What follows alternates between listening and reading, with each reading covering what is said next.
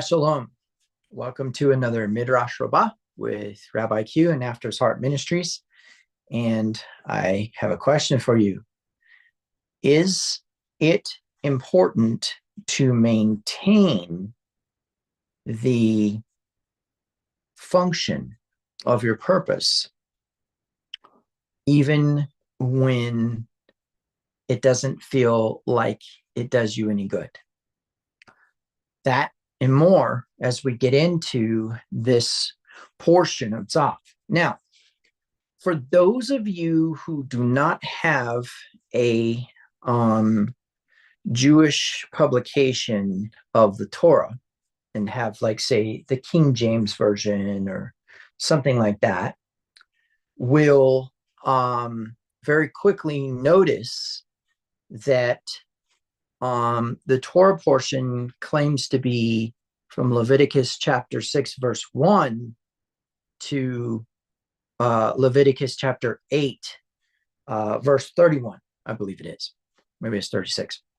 Anyways, the reason why there's some confusion on that part is because in the American Christian Bible, the chapter verse break occurs in a different position than the Hebrew one. So the reason this is important is because when we talk about Tzav, it's not mentioned in chapter 6, verse 1, the way it's mentioned in chapter 6, verse 1 of a Jewish Bible. The only reason there's confusion there is just because of where somebody chose to break a chapter. But I can clear that up by just basically letting you know that Tzav begins actually in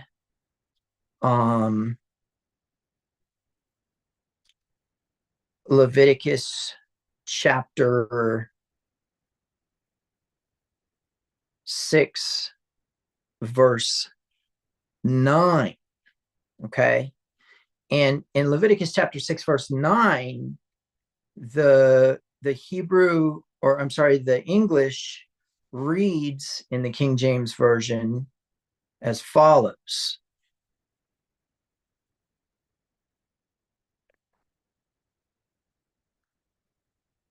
Command Aaron and his sons, saying. So remember last week, I think it was last week, when we did Vayikra, yes it was, I explained to you that Ezra is the one who broke up the portions. And in that process of breaking up the portions, the name of the section is the first verb or noun that brings context, but not in the sense of a horoscope per se, where you go and you flip open the Bible and look and, oh, that verse says that about that. Okay.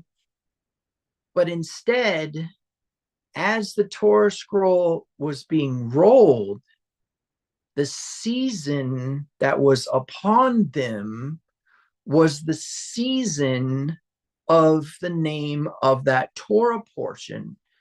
And so when Yeshua goes into the synagogue, and it says in Leviticus chapter 4, as was his custom.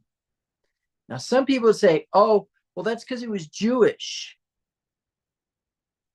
But then the question is was Yeshua's custom Jewish, or was it the actual practice of his faith?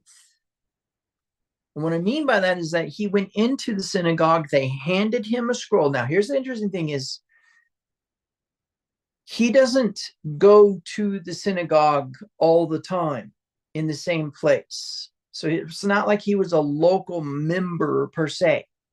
but he's itinerant. In other words, that he operated on a schedule and he would move around. And so as a result of that, the um, the context would be that if a rabbi from out of town was present, they'd ask him to speak first, which goes back to that hospitality thing I was talking about. You'll notice that Paul ends up speaking at synagogues. It's not because you get on the speakers list, it's because you're a visiting rabbi. Okay.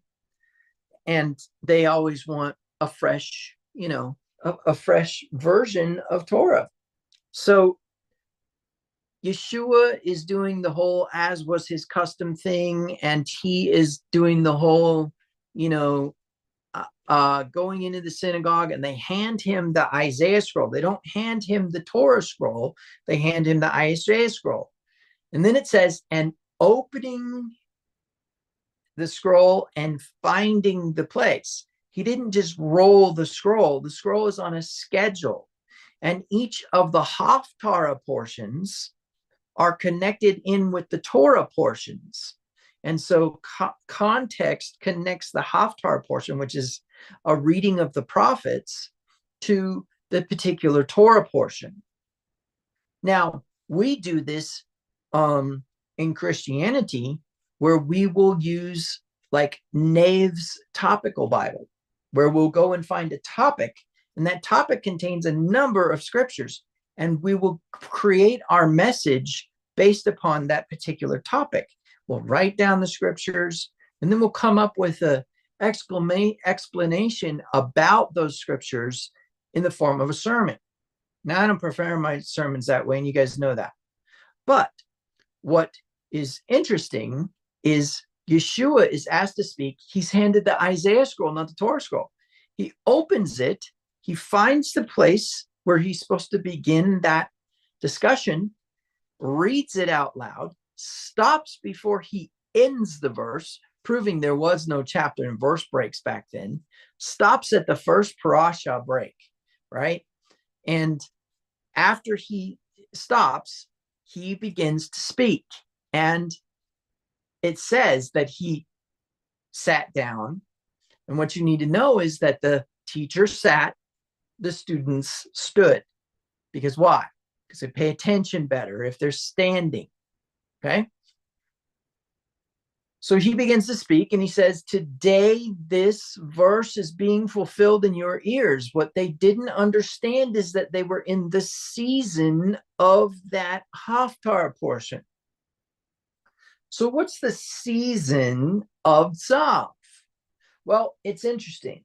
A lot of people think that Tzav has to do with sacrifice. And a lot of people think that Tzav has something to do with the practice of the priesthood. So if Tzav is Leviticus chapter 6, verse 1 in your Bible, then you probably have a Jewish or Hebrew Bible. But if Tzav is actually Leviticus chapter 6, verse 9, then you probably have an English Bible. So I will share some context here so that you can glean this a little better. And then we're going to talk about this word Tzav, okay? So that we can understand the spirit of this portion, okay? All right. So here we go. Moving into Leviticus chapter 6. Let's go ahead and I'll share my screen here.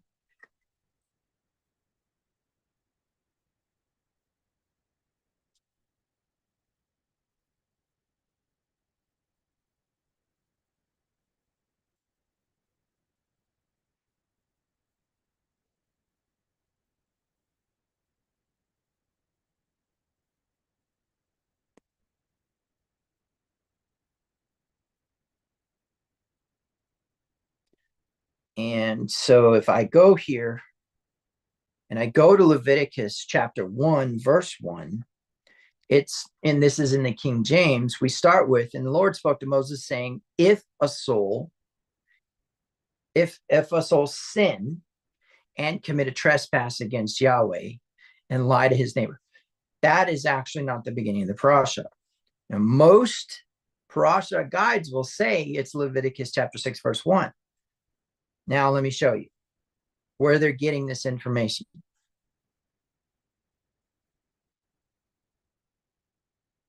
You guys, I'm going to go ahead and screenshot this so that I can draw on it. No, that didn't work. That was what we call closing the screen, not screenshotting. Okay.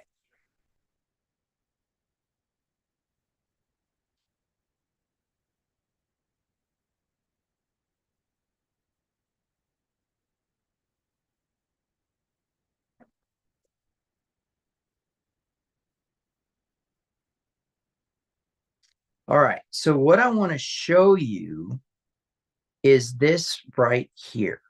Okay. Oh, wait. I lost broadcast, didn't I? Hold on one second.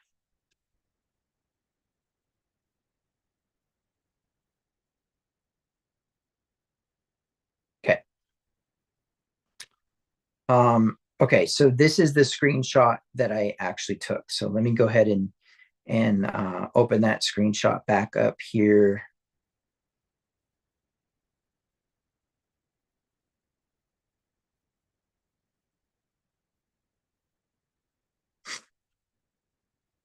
Okay, so what I want to show you is this. That's not going to let me do it that way now. Okay, there we go. Now I can do it.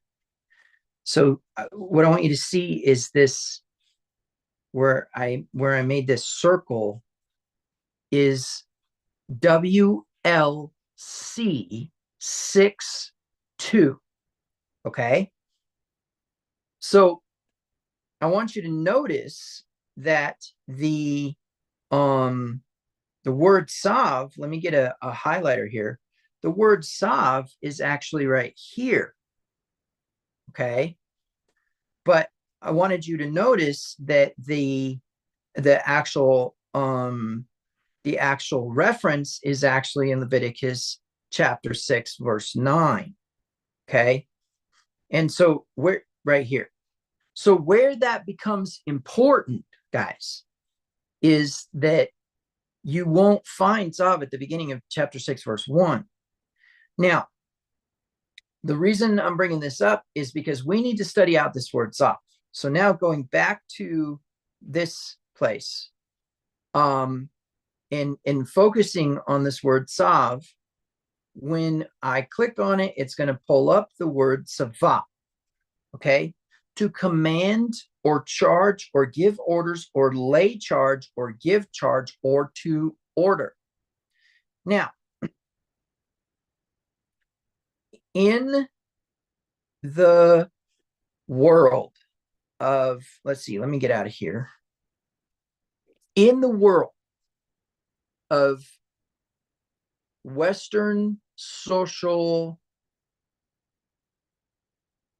democratic American Protestant Christian context,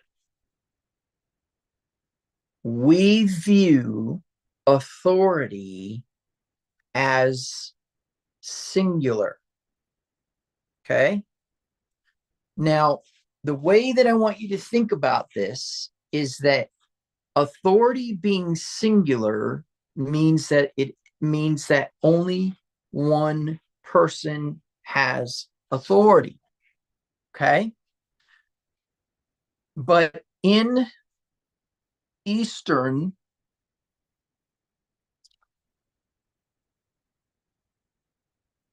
culture, and specifically Middle Eastern culture, and specifically nomadic Middle Eastern culture, authority works differently. Okay. Number one is in the realm of authority, there is an equality to every single individual as a sovereign being. In fact, the closest we can culturally find to this in America would be the Native American tribes, or it would be from a political standpoint, maybe more middle aisle type of people. And I'll explain why. It was a belief that a man stood on his own as his own, but if there was a greater good, then he stood with another as his own. Now, I know that doesn't make a whole lot of sense, but the way that I want you to think about it is that at any given time, a person was allowed to just be derelict of authority. In other words, not derelict, insubordinate. And there was not consequence for insubordination in how you would think. The consequence of insubordination were the natural consequences, not some other thing. You don't see in Torah a theme of rules that indicates that if one subordinate was intentionally disobedient to an authority, that subordinate was punished. But instead, as a sovereign of a citizenship, they were allowed to not participate in the instruction of the clan leader. And it didn't get them kicked out of the clan. Where that turned into an issue is if it violated the other general principles. You say, well, why would this be important when we're talking about priestly garments and we're talking about keeping fire going on a stove, or I mean on an altar, etc., etc.? Why would we be talking about the equality of authority? Well, it's in this word Tzav, okay? So I want to process it a little bit. I think I want to work it out here. So a number of things you need to be aware of is that Tzav is considered a weak verb. I'm sorry, Tzava is considered a weak verb, which means that if it appears in a certain context, the hey will be dropped, okay? And the reason behind this was pronunciation. The vav is usually pronounced w, okay? And has a W-O-O sound to it. Now, in the realm of Ashkenazi Jewish pronunciation of that particular vowel in that particular Hebrew letter, it's v and is a vav, okay? But in ancient pictographic times, the pronunciation was u, which is where we get Yahweh instead of Yahweh, okay? And the context here will become important here in a minute.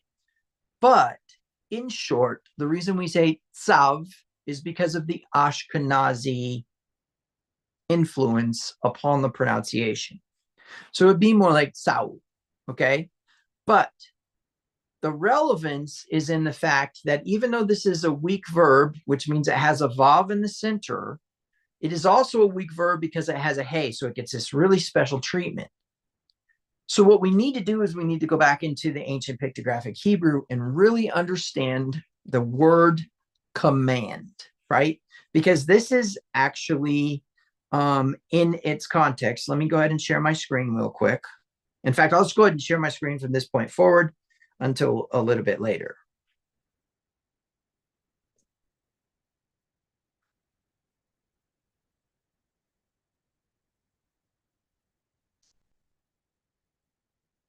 Okay, so the first of all, like I said, it's a weak verb. So what do we have? We lose the hey, right? And we get this special treatment of the verb where it's pronounced with this little tiny line instead of the kamatz, which has a very different pronunciation.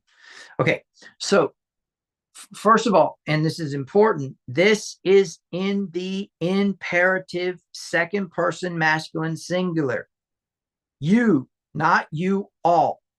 So he's giving this specific instruction to Moses to do to Aaron, meaning that when it says command Aaron, we're dealing with a very different thing to say, speak to the sons of Israel, saying, right? So this is very specific to Aaron and his sons. Meaning what? We have an identity issue here again. Notice this morning's discussion was about identity, and very specifically identity within the clan, and very specifically the priesthood within the clan that caused there to be access through provision and protection to the clan leader. So where this becomes important is when we get into the idea that what gives a leader his function is his subordinates. Okay.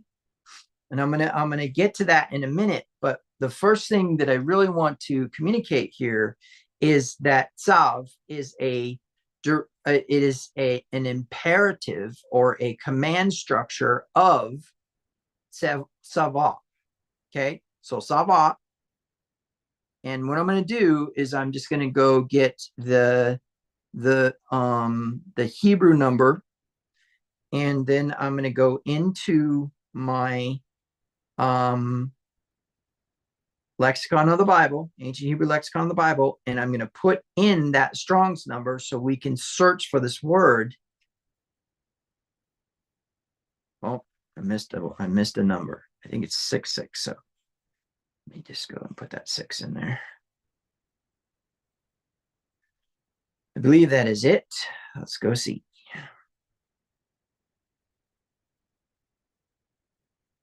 Okay, so so you see now that this Tzavah is direct, to cause, to turn, move, or point, undeviatingly, or to follow a straight course. Okay. Now, the second part is a set of instructions given to guide one on a moral or physical path, right? So we're talking about code of ethics here, as it were. And this parent root is related to Aleph Yod and Yod Yod through the idea of migration as an issuing out. Okay. So now let me go ahead and take the highlight off of this. Here's our parent root. Okay. This is the Hebrew word that we're working with, which is a tzadi vav. I want you to notice there is no pictographic definition and there is no nomadic definition. Why is that important? Because we could get caught up in the confusion of English translation here, that it is a command or a commandment. And let's just for a moment stop sharing the screen, because we need to talk about that.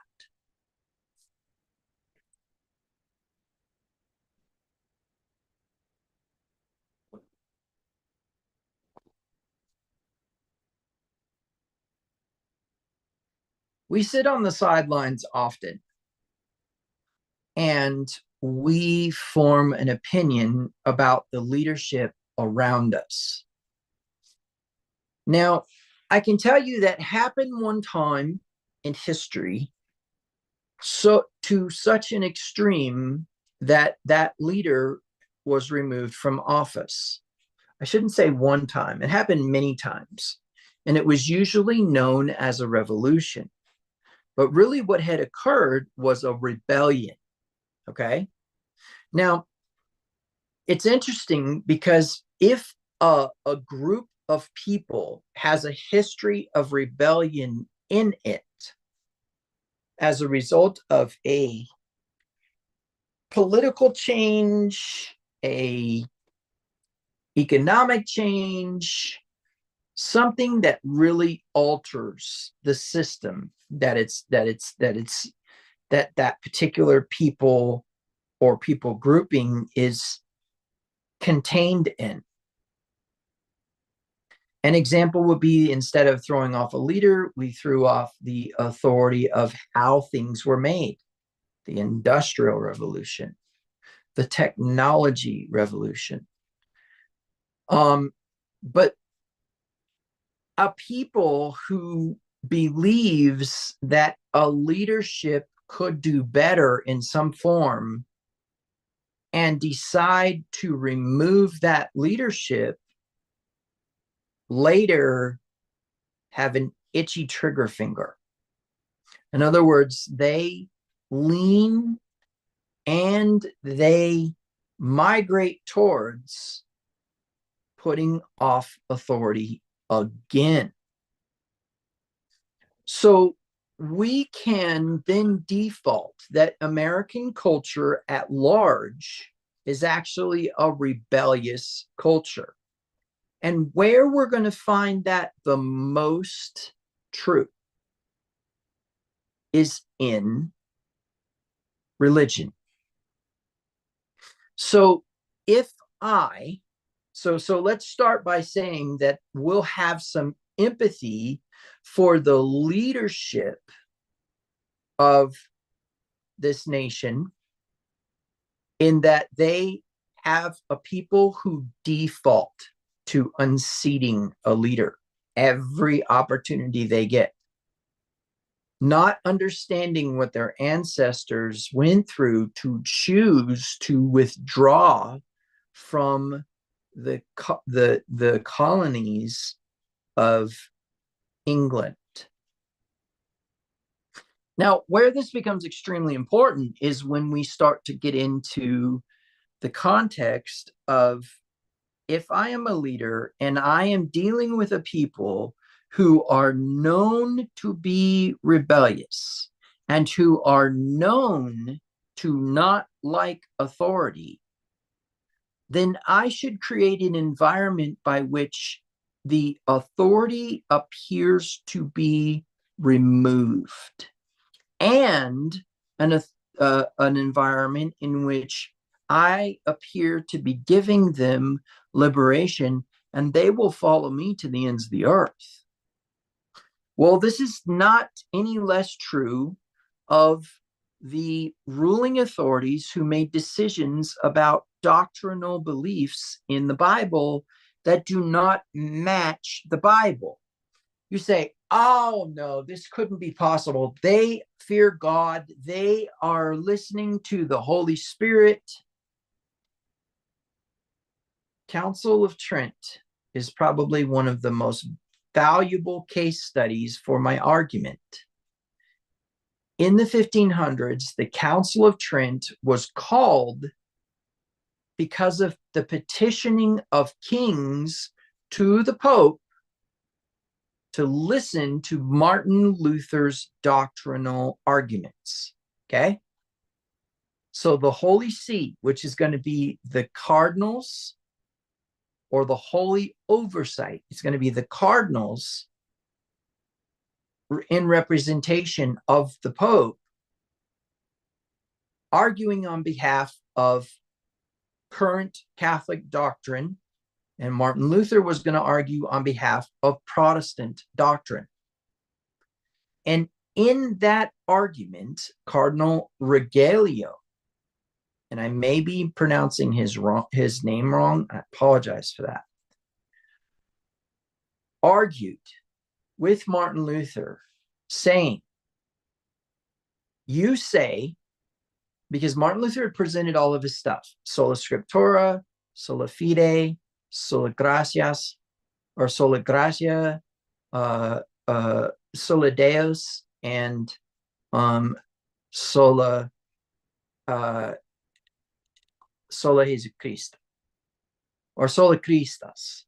And so that was that only through faith, as a result of grace, could someone obtain absolution through Jesus Christ for the glory of God, as is in only Scripture. And what he was saying is that you can't use anything else to interpret the Bible, right? And so he sat there and he said, okay, what I'm saying is that all the other rulings of the Pope concerning doctrine without biblical backing are false. And it's only Christ through faith, as a result of grace, for the glory of God, that we have absolution. So he presents this whole model to the Holy See. And Cardinal Ruggiero stands up and says, that was an amazing presentation, but we have a problem. Martin Luther says, what is the problem? And he says, it is this: you and your followers worship the Lord on Sunday. And yet you know that it was the Catholic Church whom changed the day from Saturday to Sunday. And that if you and your followers actually followed sola scriptura, you would worship on Saturday. Now, I'm paraphrasing here. And Martin Luther said, we will worship on the day that the Lord was resurrected, or something close to that, on the Lord's day, right? And the Holy See voted that Martin Luther was not allowed, his doctrine was not allowed in the Catholic Church. He was voted a heretic, and his doctrines heresies, and his followers without absolution. Why? Because they had already changed doctrine outside of scriptural authority. Why? Well, if you go back to the Edict of Milan, you have your answer. Number one, Constantine was trying to unite the kingdom. There was a schism between the Eastern Roman Empire and the Western Roman Empire, and he wanted to unite them. And the way he knew he could do that is if he brought in more citizens in his favor.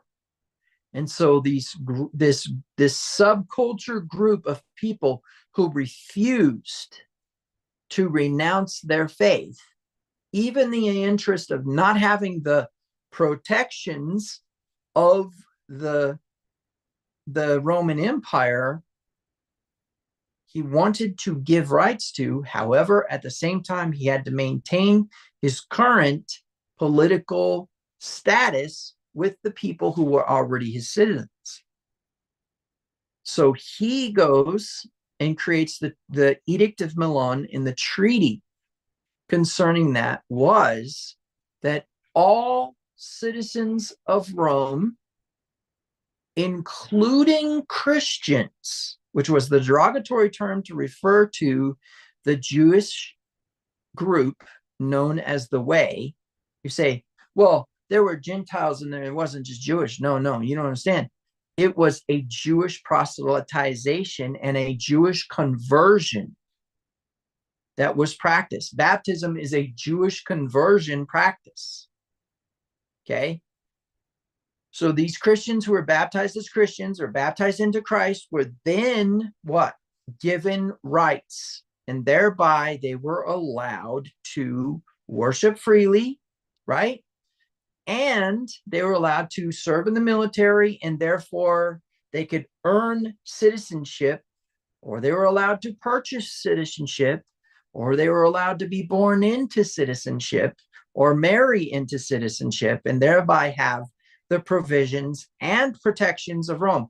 Remember, Rome provided food to its people through Roman taxes, right? And so now we get into something interesting, and this is important, is we have a concerted deviation away from Scripture to create doctrine. And furthermore, we have the intention behind it to what? Have a political move occur with the people. So where does this become important? When we get into the doctrine that the law has been done away with, we in English label the word Tzav commandment. And then when we go into the ancient pictographic Hebrew, we find that it is really hard to define this word in the sense of there being no pictographic definition in the lexicon and no nomadic one. And yet Tzav is one of the names of our parasha, and Tzav is used, Tseva, I should say, is used often. In fact, if you've ever heard the word mitzvot, let's break it down. M-I, means that it's an ing. So we put ing on the end of our verbs. Hebrews put mi at the beginning of their words. So mitzvot, then we drop the me and we've got savot, right? And then we drop the ot, which is the pluralization. So we go mitzvot, which would be commandings. We drop the s, we drop the ing, we've got command. But here's the crazy part, is that comes back to the word tsava. So mitzvot is the root of mitzvot is tsava. Why is that important? Because tsava's parent root is a tzadi and a vav. So what's interesting here is that we may be able to derive a context of this word commandment in the sense of what we actually have got going on. So the first thing that I want to do is make clear that this is a very controversial concept, because the idea is that a man, or that the tzadi is the drawing of a man laying on his side. And it can be because he's going to ambush an enemy, or it can be because he's going to go to sleep. And so its context is basically lying down, but it doesn't necessarily mean lying down, laying your head down in peace. It could be about laying down in war. Now, where this becomes important is when we look back to the culture that was changed in order to effect a political motivation towards compliance. We're going to say the law is done away with so that I can control you as a people because you are prone to rebellion, right? And so in a sense, it's creating a false sense of liberty, which, oh my gosh, do Christians love to quote Galatians 5:1, stand ye therefore in the liberty of Jesus Christ, not in conforming again to the law, right? Oh my gosh, what a verse. man, if you do not have the context of that verse, you would do what we're running into right now, where we have the Hebrew lexicon stating no definition, no whatever, and then stating that it has something to do with giving instruction, right? Has something to do with directing a human or a commandment. But the problem is that in Hebrew context, your choice to be obedient resulted in a provision, protection, and instruction from the clan. Your choice to be disobedient didn't result in anything except that you didn't have provision, protection, and instruction. And so, interestingly enough, you could fall within the favor of the table, or you could fall within the fellowship of the table and have provision, protection, and instruction, or you could choose not to, but it didn't get you necessarily kicked out of the clan. And the reason that it didn't is because you were a sovereign tribesman within the clan. And as long as you provided and protected, you were still a part of the clan. Now, if you chose not to fight for the clan, or if you chose not to tithe to the clan, then you were probably not going to get spoken to during table fellowship, which means don't return to this table until you can do those things. Now, here's the interesting thing, is that's the difference between a sin unto death versus a sin that is not unto death. A sin unto death would be a sentence that removes you from life, which would be the provision, protection, and instruction of the clan in the sense of you being exiled, versus a sin not unto death, that you were in some sort of disfavor, but you were still in the clan. Boy, it puts a whole new cap on you could lose your salvation, doesn't it? Okay, so the principle here then is that there is a need to understand that a commandment is suggestible in the sense that it would somehow benefit the clan. Okay? But we do have a hint, and I want to show you that hint. Okay? And I'm going to tell you, there's a lot of things wrong with the ancient Hebrew lexicon of the Bible digital version when it comes to, and it's not just this, it's also, it occurs in the other one where it seems as though the graphics were limited because we're trying to do typesetting and use emojis to describe, but also there's kind of an indication that there may have been kind of a misunderstanding on the part of the typesetters to put things in Hebrew. So when you see the AY and the YY, we're talking about Yod Yod and Aleph Yod. Okay? And where that becomes really important is when we realize that that means that we could go look at those roots and also gain wisdom here. In other words, there's a connection between Yod Yod and Aleph Yod. Okay? So let's start there. Let's go look at the Yod Yod. Okay?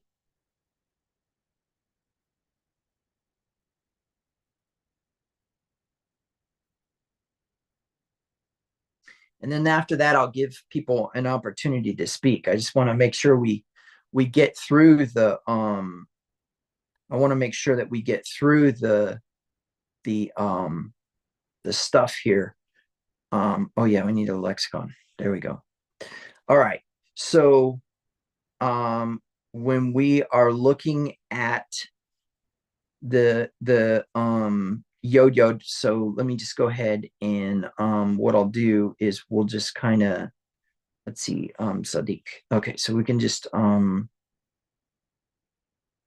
run back to, let me go ahead and do that. I'll run back to the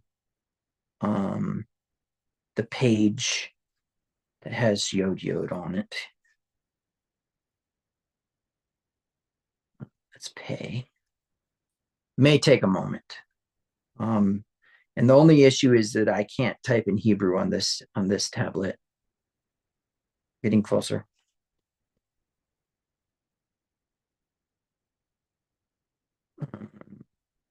Mem. Okay, we're a little bit off still.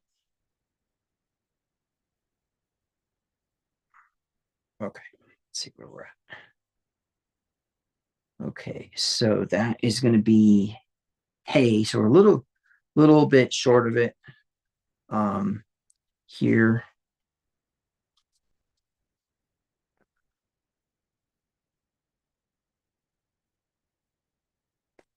Okay. And then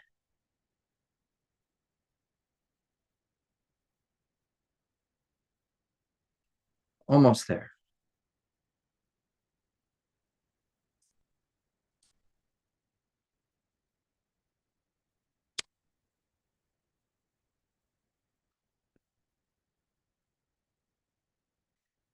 There's cough. Okay, we're getting close. Okay, so then one of the things that we are gonna be encountering here is the fact that the yod is actually the drawing of a hand. Okay, and so we'll explain that here in a minute.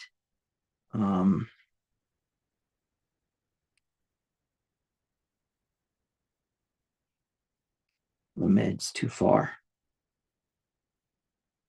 Off's too far. That's one of the big issues here. Okay, sorry about this, guys. I just can't. I don't have the Hebrew keyboard on this tablet.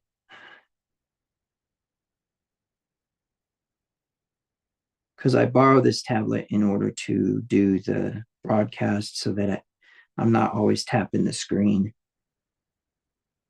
Yod Dalet, Yod Hey, Yod Mem.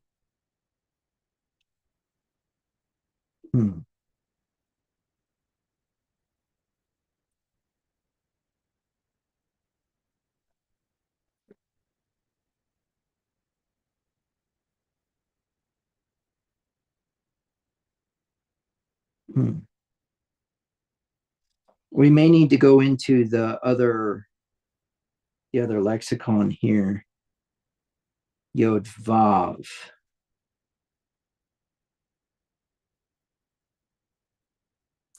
Yod Ayin. Yod Resh.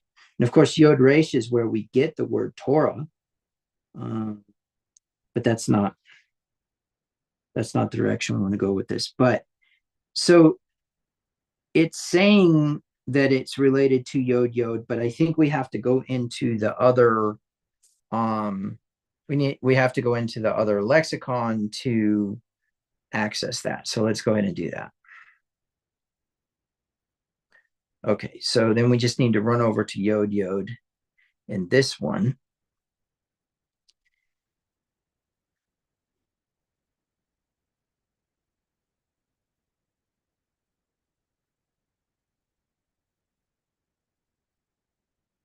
Almost there.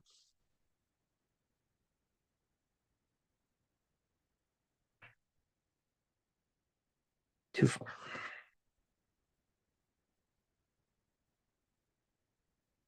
The med, we're getting close. Cough. There we go. Yod. And we're looking for Yod. So we've got Yod 8, Yod Talet, Yod Mem. There's no Yod there either.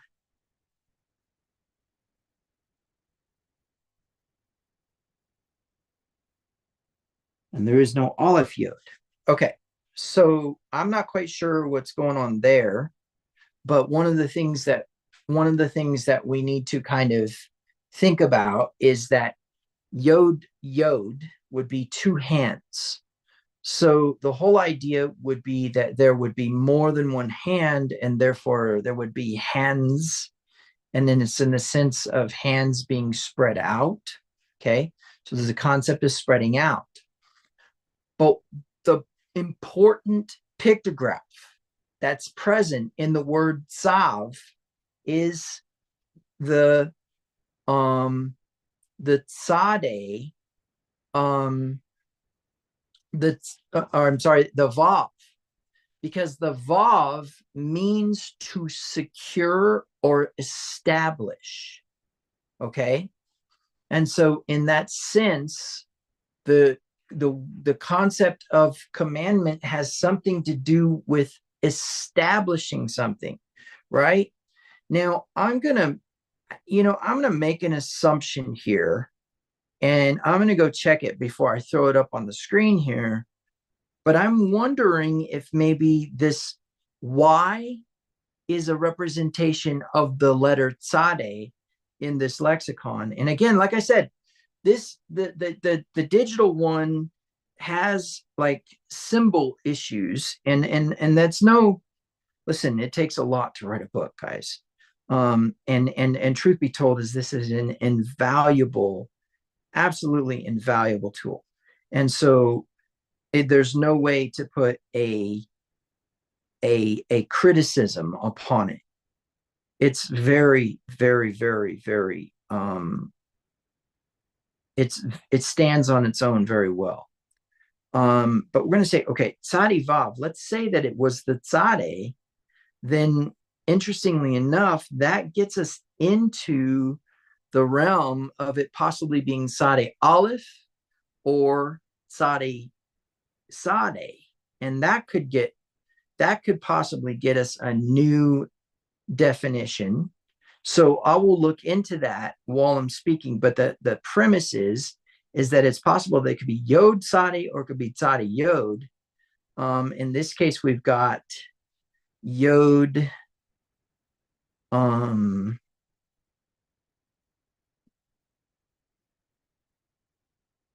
So Yod Resh, Yod Pei, Yod Nun, but no Yod Tzadi. Okay, so then that's probably not the case. Let's try Tzadi Aleph, maybe. Anyway, so the point being is that we might get a break here.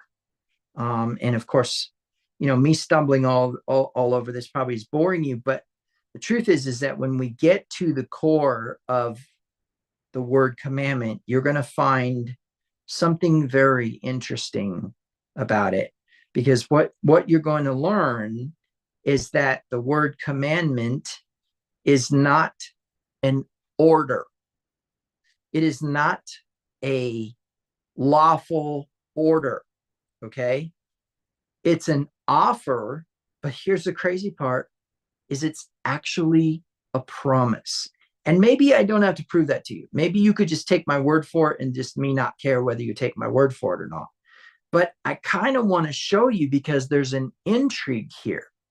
And the intrigue is that people think that this is a list of rules when actually it's a manual.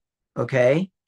And so when it says for Aaron and his sons, we need to understand that that was on behalf of the people, because the priest always was responsible for bringing the people to their God through whatever system that was. That's why there's a priest of Midian.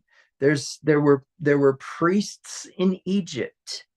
There were priests at Mount Sinai before the Levitical priesthood, because priests were these spiritual beings who basically had a connection between heaven and earth.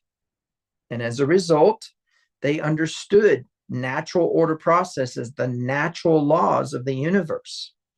And as a result of that, then they were given responsibility to connect heaven and earth, right? Okay. Yeah. To go out. Okay. Um,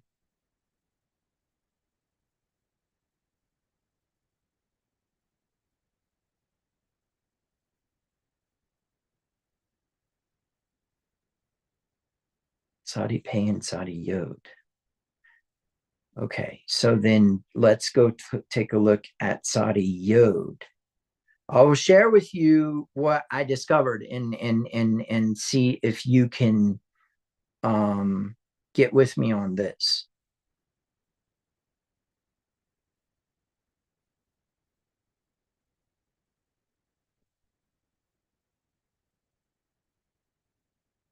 No, lexicon. Okay, so here is what I discovered on this. Here we are at Sade Aleph. And of course, the concrete is excrement. And the tzadi is a picture of a man lying down or squatting. And the definition is to issue out of something. And the parent root, this parent root is related to Sadi pay and Sadi yod. And so here we are again with this Sade with the Y representing the tzade, which is just horrible. It's a difficult and confusing thing if you don't know it or can't figure it out. Look at this. Oh, okay. So look at this. Tzadi yod, ship, as in just as the nomad travels the wilderness, ships are nomads of the sea. Interesting. And then we have the word sa'ah right there, or tzia, sorry, which is desert, right? Oh wow. Tzadi Yod Vav Nun is desert or landmark. The marks in the desert, which a nomad follows as road signs. Yes, and this is going to come back to the context of instruction. But let's see if there's a tzadi, because there was a YY in the context of that other word. Okay, so we've got Tzadi Nun, Tzadi Ayin,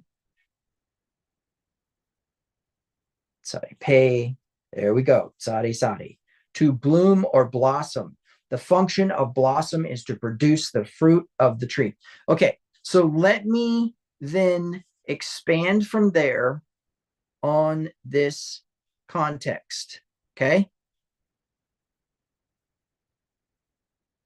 Of course, I knew all this already, but getting back to it after years and years of study is a little bit difficult. But what is indicated from Sade, a tent peg and a man lying down? But then Sade together have something to do with spreading out. And Sade Aleph has something to do with something going out. You're going to love this. If a clan receives instruction and follows that instruction, abundance within the clan follows because flow of value occurs, tents expand.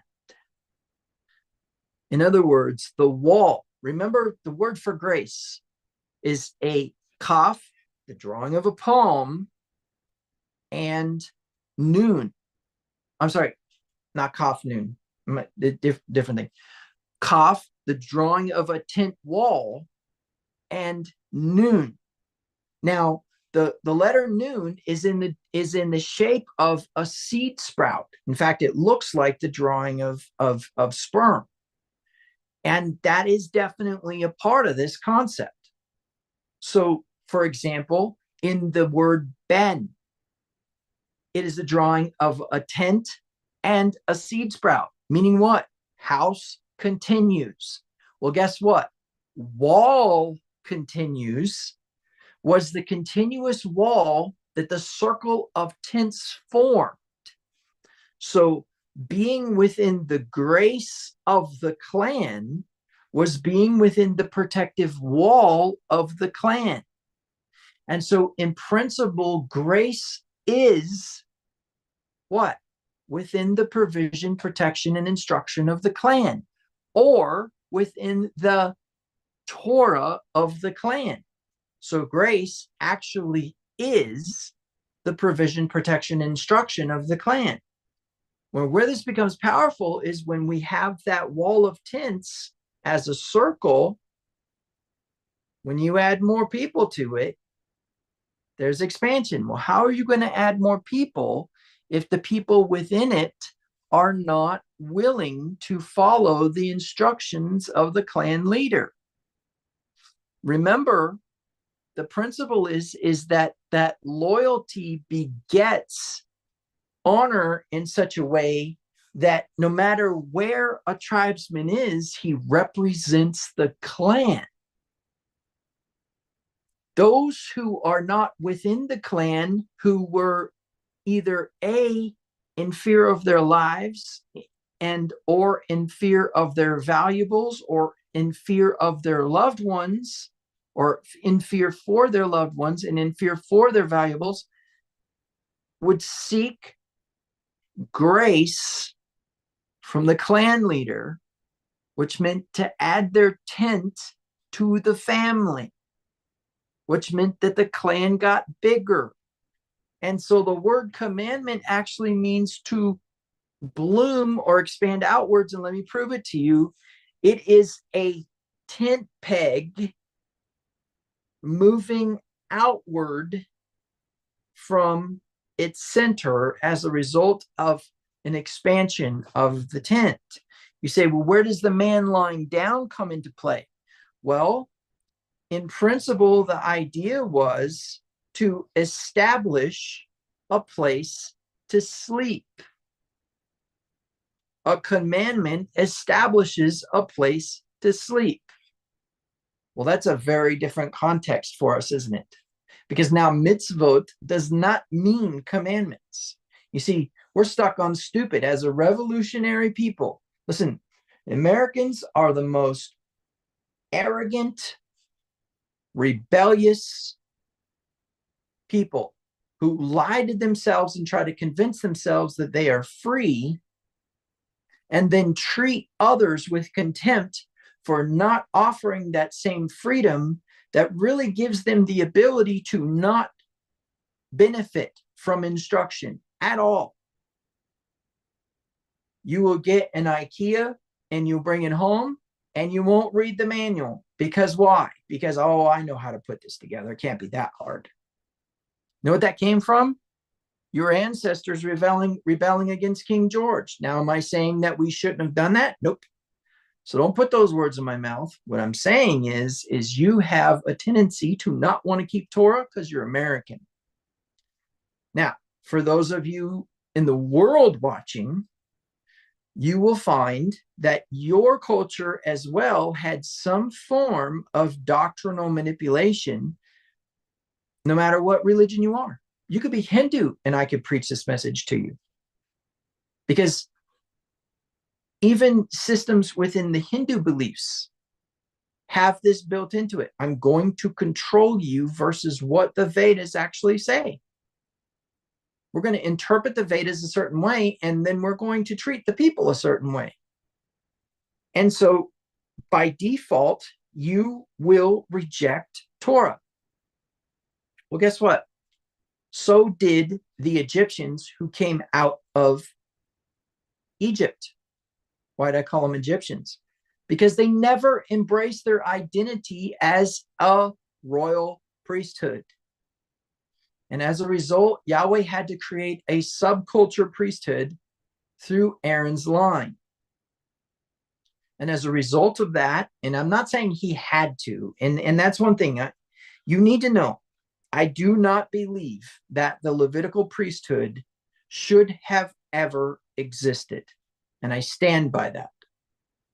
The Melchizedekan priesthood does not operate within the bloodline of Aaron. But there were definitely Levitical priests who were of the Melchizedekan priesthood and some who were not. For example, I'm pretty sure Eli and his sons were not Melchizedekan. but I'm pretty sure Aaron was. His sons Nadab and Abihu, maybe not so much, but his sons Ithamar and Eleazar were. So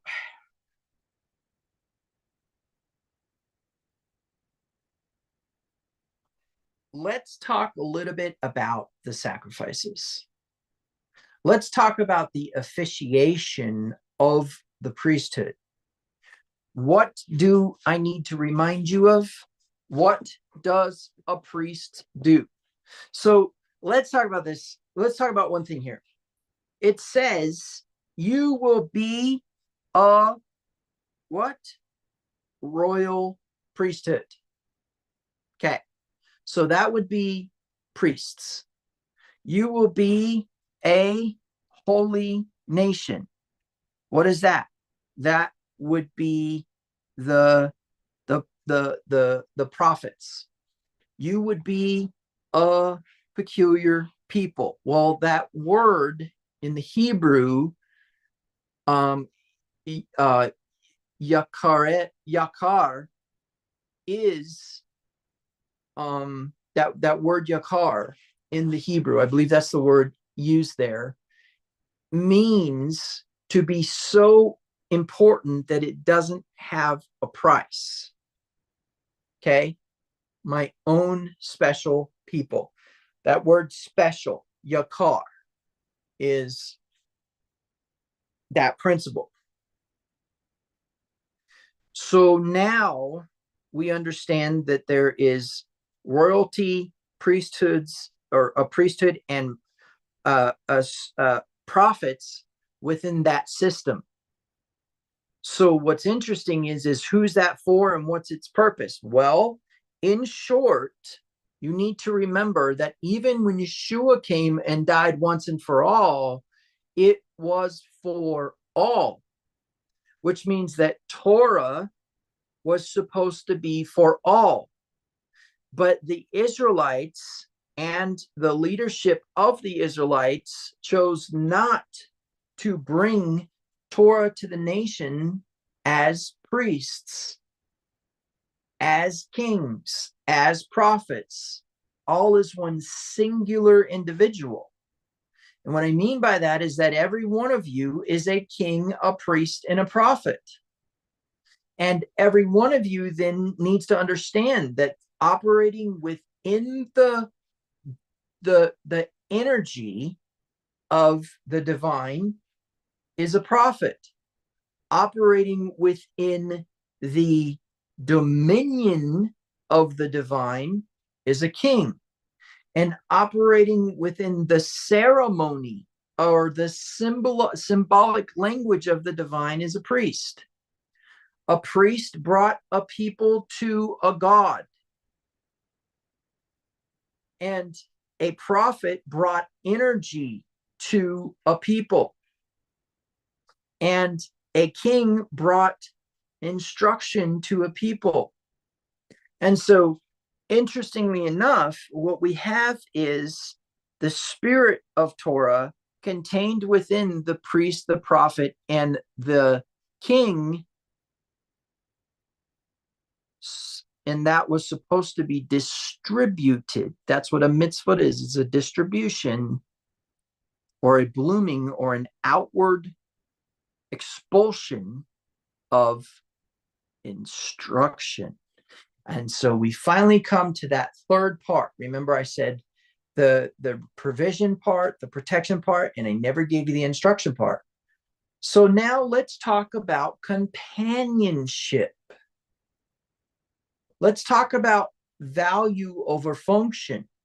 Let's talk about meaning over purpose. Okay? You need to understand the intensification of all power in the universe is the one who created love. And what that means is that there is an unconditional positive regard for another. That's what love is in this context. And so as a result of that, we understand that love then is an action of process within function. And so when we have common unity, we have meaning and function brought together in a group of people as community. Meaning what? This is about friendship.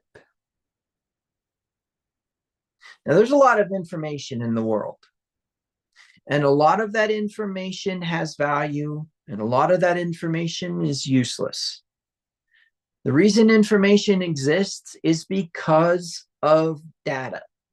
We're in a constant state of uploading information into our brains in the form of symbolic representation.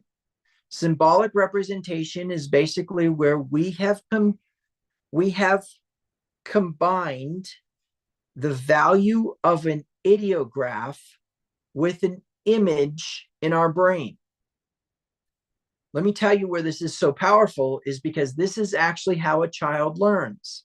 They look at a thing and associate it with a phonic pronunciation, which is a combination of stops and vowels.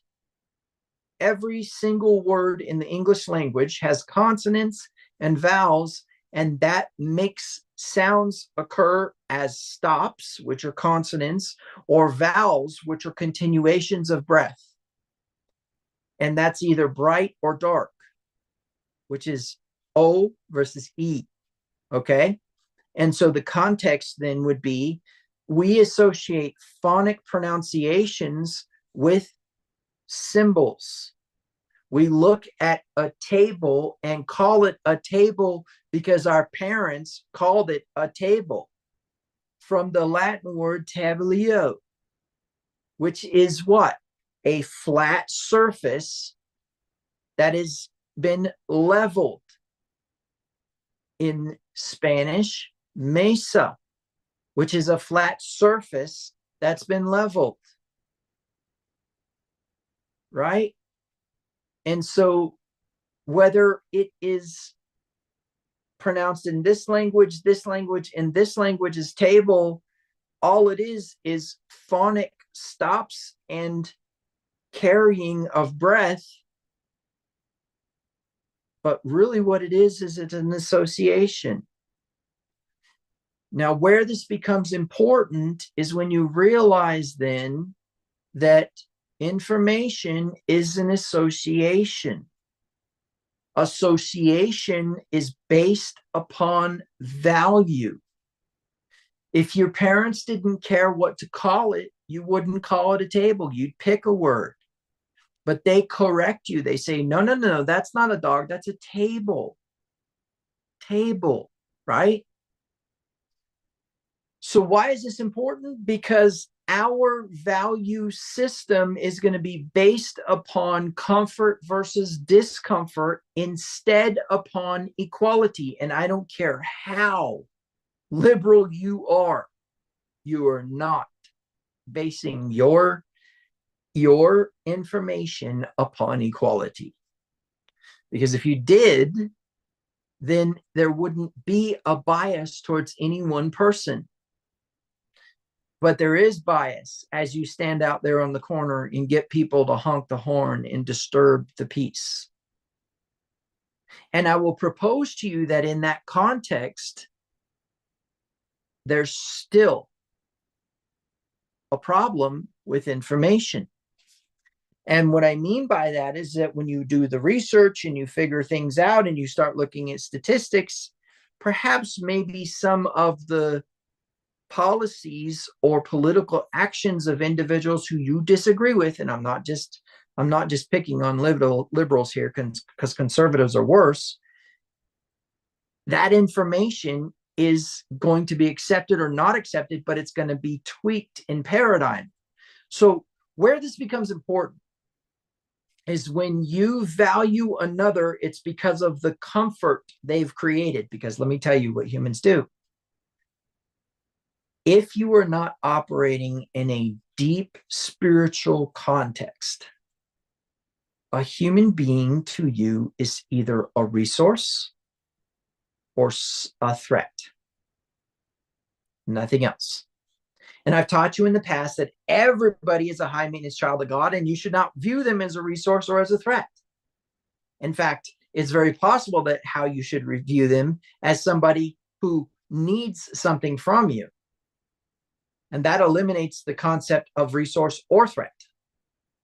And then you allow the mechanism created that some people call karma, but reciprocation, to return to you what you have given. Okay.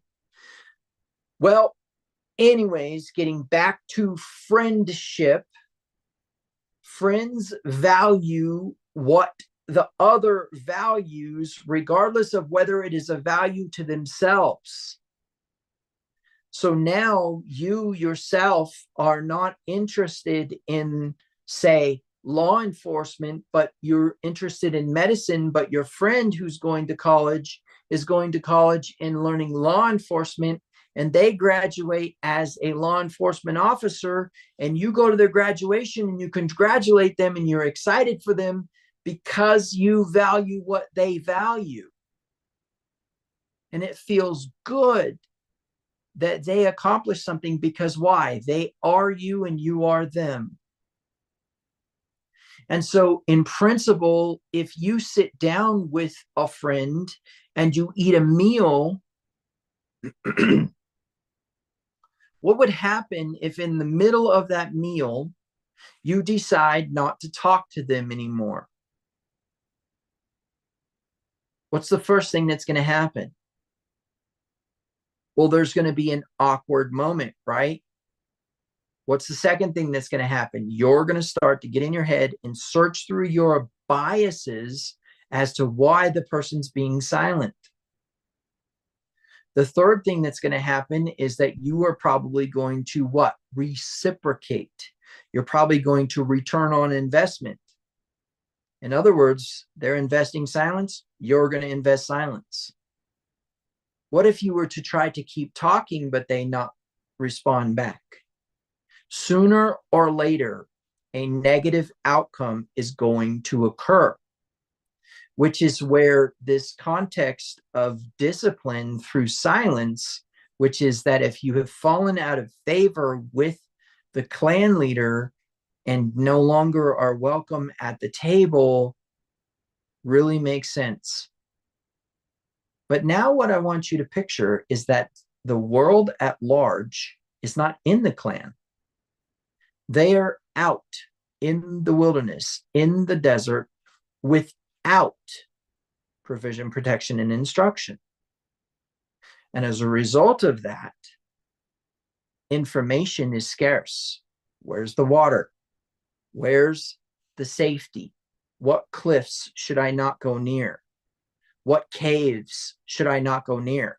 What is the fastest and safest path to travel through the desert? Information.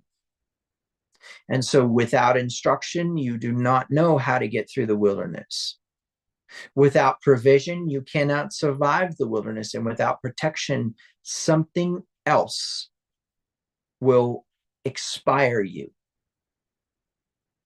And so it is the responsibility of the clan and its leaders to find that one which is lost. Because the highest law in the ancient Hebrew nomadic system is hospitality. And they were superstitious about this. They could not turn anyone away. And there were those who took advantage of that, but it didn't matter. And believe you me, if you took advantage of that, you may end up missing your head, because as soon as you are fat enough, warm enough, safe enough, you are sent right back out with a weapon, food, and clothing, and water. And then the clan leader would go out to meet you, and remove your head. So in principle, there was a understanding that if the clan happened upon a stranger, when that stranger came within the gates of the clan, they were under the grace of the clan of provision, protection, and instruction. And therefore, while in the clan, not only did they contribute in some way, either to the carrying of wood or the carrying of water, or I'm sorry, the chopping of wood or the carrying of water, but also you were expected to follow the instructions of the clan. So not only were you a provider and you were a participator in the things of the clan, you were definitely expected to follow the instructions. Those in need were not catered to their culture, language, or desires. Guys, you go out there in the wilderness, and I've talked to you guys before about this. I've talked to you about hikes, right? That I've had where I ran out of water, right? Ran out of water. And the result was I'm in the desert because I live in the desert, and there's no water. And there's no water for a while, maybe 2 hours to the car. You want to talk about panic.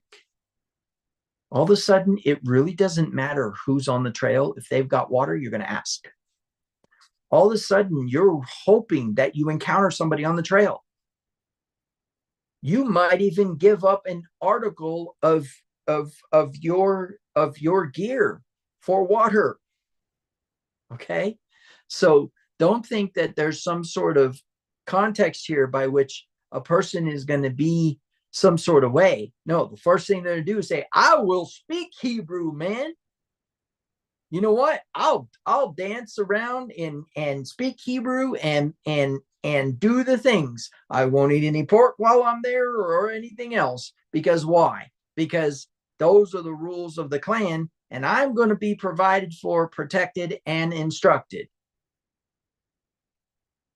But we have to bring that to them. So that brings up some interesting points, doesn't it? So then the question would be, and I'm going to give people an opportunity to speak here in a minute, because I've been talking for a while. And I could tell you one of the reasons why I haven't really skipped a beat on this is because I want to drive home the point that mitzvot is about blooming, about expansion. Okay? It's about moving the perimeter outwards. Okay? Let's go ahead and stop there for a minute and see what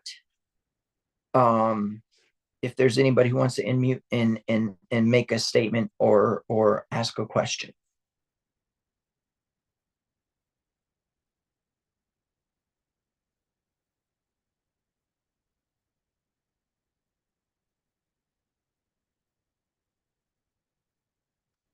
Okay, let me check YouTube here real quick.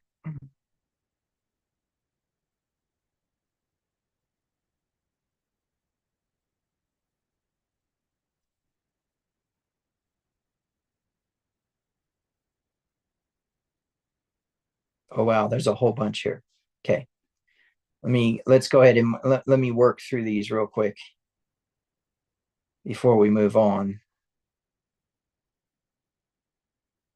Okay, so keep the fire on the altar burning. The Lord's unfailing love and mercy still continue, fresh as the morning, as sure as the sunrise. The Lord is all I have, and so in him I put my hope. Lamentations 3:22 through 24. The law of the Lord is perfect. It gives new strength. The commandments of the Lord are trustworthy. Yes, we're going to get to that. Giving wisdom to those who lack it. The laws of the Lord are right, and those who obey it, those who obey them are happy. The laws of the Lord are right, and those who obey them are happy. The commandments of the Lord are just and give understanding to the mind. Good. For the commandment is a lamp, and the teaching of the Lord is light, and reproofs and rebukes and disciplines are the way of life. Proverbs 6:23. For the commandment is a lamp, yes, and the Torah a light, and reproofs of discipline a way of life. Proverbs 6:23. Yes. Okay. Thank you so much, Reed. Okay, so yeah, so that is one thing that I want to get into here with this, but I want to give an opportunity to anybody who wants to share an insight concerning what I'm saying about the concept of blooming, of the commandment blooming.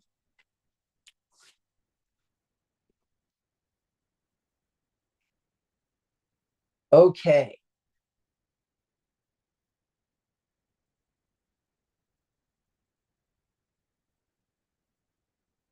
So this is where it gets big, okay?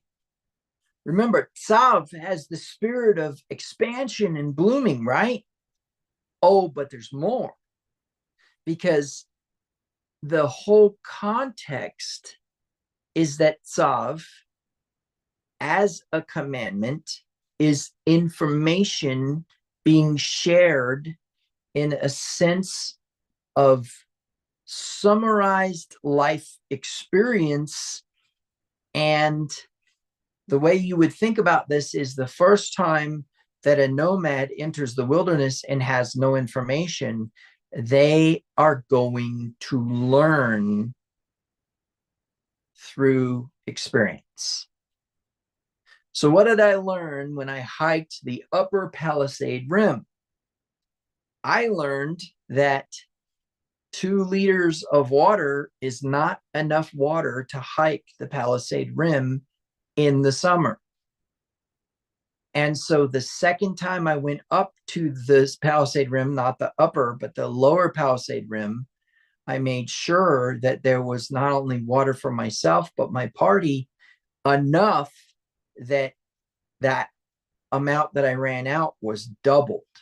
So I took 4 liters of water for myself, but I also took enough water for everyone else as well. And of course, we distribute it throughout the packs. But the point is that it went from 1 liter to, it averaged out about 3 liters per person, with a little bit extra for a person who may want more. That was a learning. Now, here's the beauty of a learning. First of all, what created the learning? A scary discomfort that I was out of water in the desert and I was 2 to 3 hours away from the car, and that there was nobody else on the trail. And here's another one. How could I ask them for their water when they're the same length from their car? Well, needless to say, I know a survival technique that is very powerful in the desert. And that is that there is saltweed, and also that if you find the right kind of stone, you can suck on that stone and it will force you to produce saliva, and that saliva will be sufficient to keep your mouth moist enough that thirst will be a little bit less. But then also there's kind of a way to preserve how much sweat by removing layers and not sweating as much. And then there's also the concept of making sure that if you are sweating, that you have airflow going to your body to cool your body, because as you continue to lose water, your temperature rises and you get heat exhaustion. And of course, the salt bush renews the electrolytes. And so there were survival techniques that I used on that trail to get through those things, but the discomfort was sufficient enough to know to bring more water next time. So now a nomad enters the wilderness and has no idea where the water is. wanders for days, finds the water. Now he knows from this point to this point doesn't equate to water, but from this point to this point equates to water. So now watch this. You take a tent peg and you stick it in the ground. You tie a rope to it and you walk out a certain length. And that actually is still attached to you. That's as far as you can go, or a boundary. Now, where this is really cool is that this is how they set up archery. They would tie knots in rope that were measurements that were a cubit long. And then they would stretch that out, and it was 5 to 10 cubits in this direction for firing the arrow. And of course, the word sin was based upon the idea of the measurement on how far away from the target you would actually hit the target. And so the whole idea was how far away was not a failure, but it was how close you had gotten. And it was never considered a bad thing that you had missed the target, but instead they would tell you how much you needed to adjust. They'd say 4 knots. And so you would move your bow just enough to fire an arrow and hit that target. How do we perceive that? We perceive that as something where some intense being up in the sky gets so angry that you missed your arrow that he actually wants to violently torture an animal for nothing.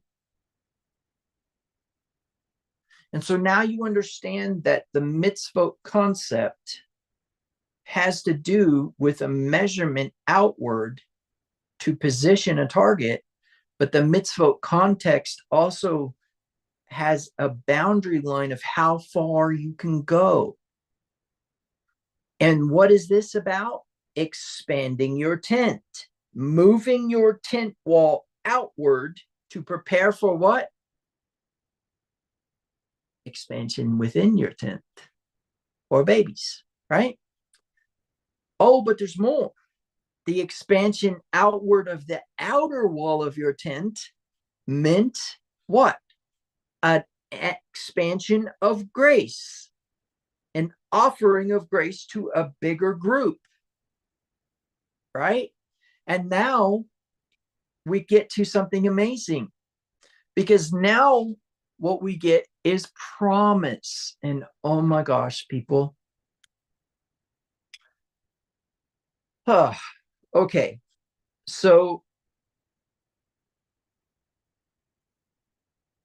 if I told you that a commander could not give instruction to a subordinate in the sense of it being an order, you would probably flip your lid.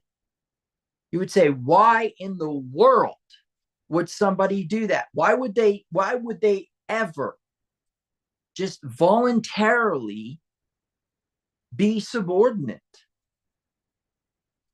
You need to remember, this is the desert. For example, let's say you have a prisoner, right? You have somebody who is a prisoner. And remember, when I say desert, I mean desert. I'm not talking about down the road is the first Vegas hotel and the first opportunity for gas. There is no opportunity for gas. Okay? So desert is desert, and wilderness is wilderness. And you now are in a position to where, let me tell you how a prisoner was kept. They were kept in a tent, unshackled, unbridled, and they were kept under guard or supervision. But it was not about escape. It was about making sure they didn't get a hold of a weapon and hurt somebody in the camp. Because why? Where are you going to escape to? So what's interesting is necessity causes you to be obedient. Well, what if I told you the Torah actually gives instruction about things that are a necessity?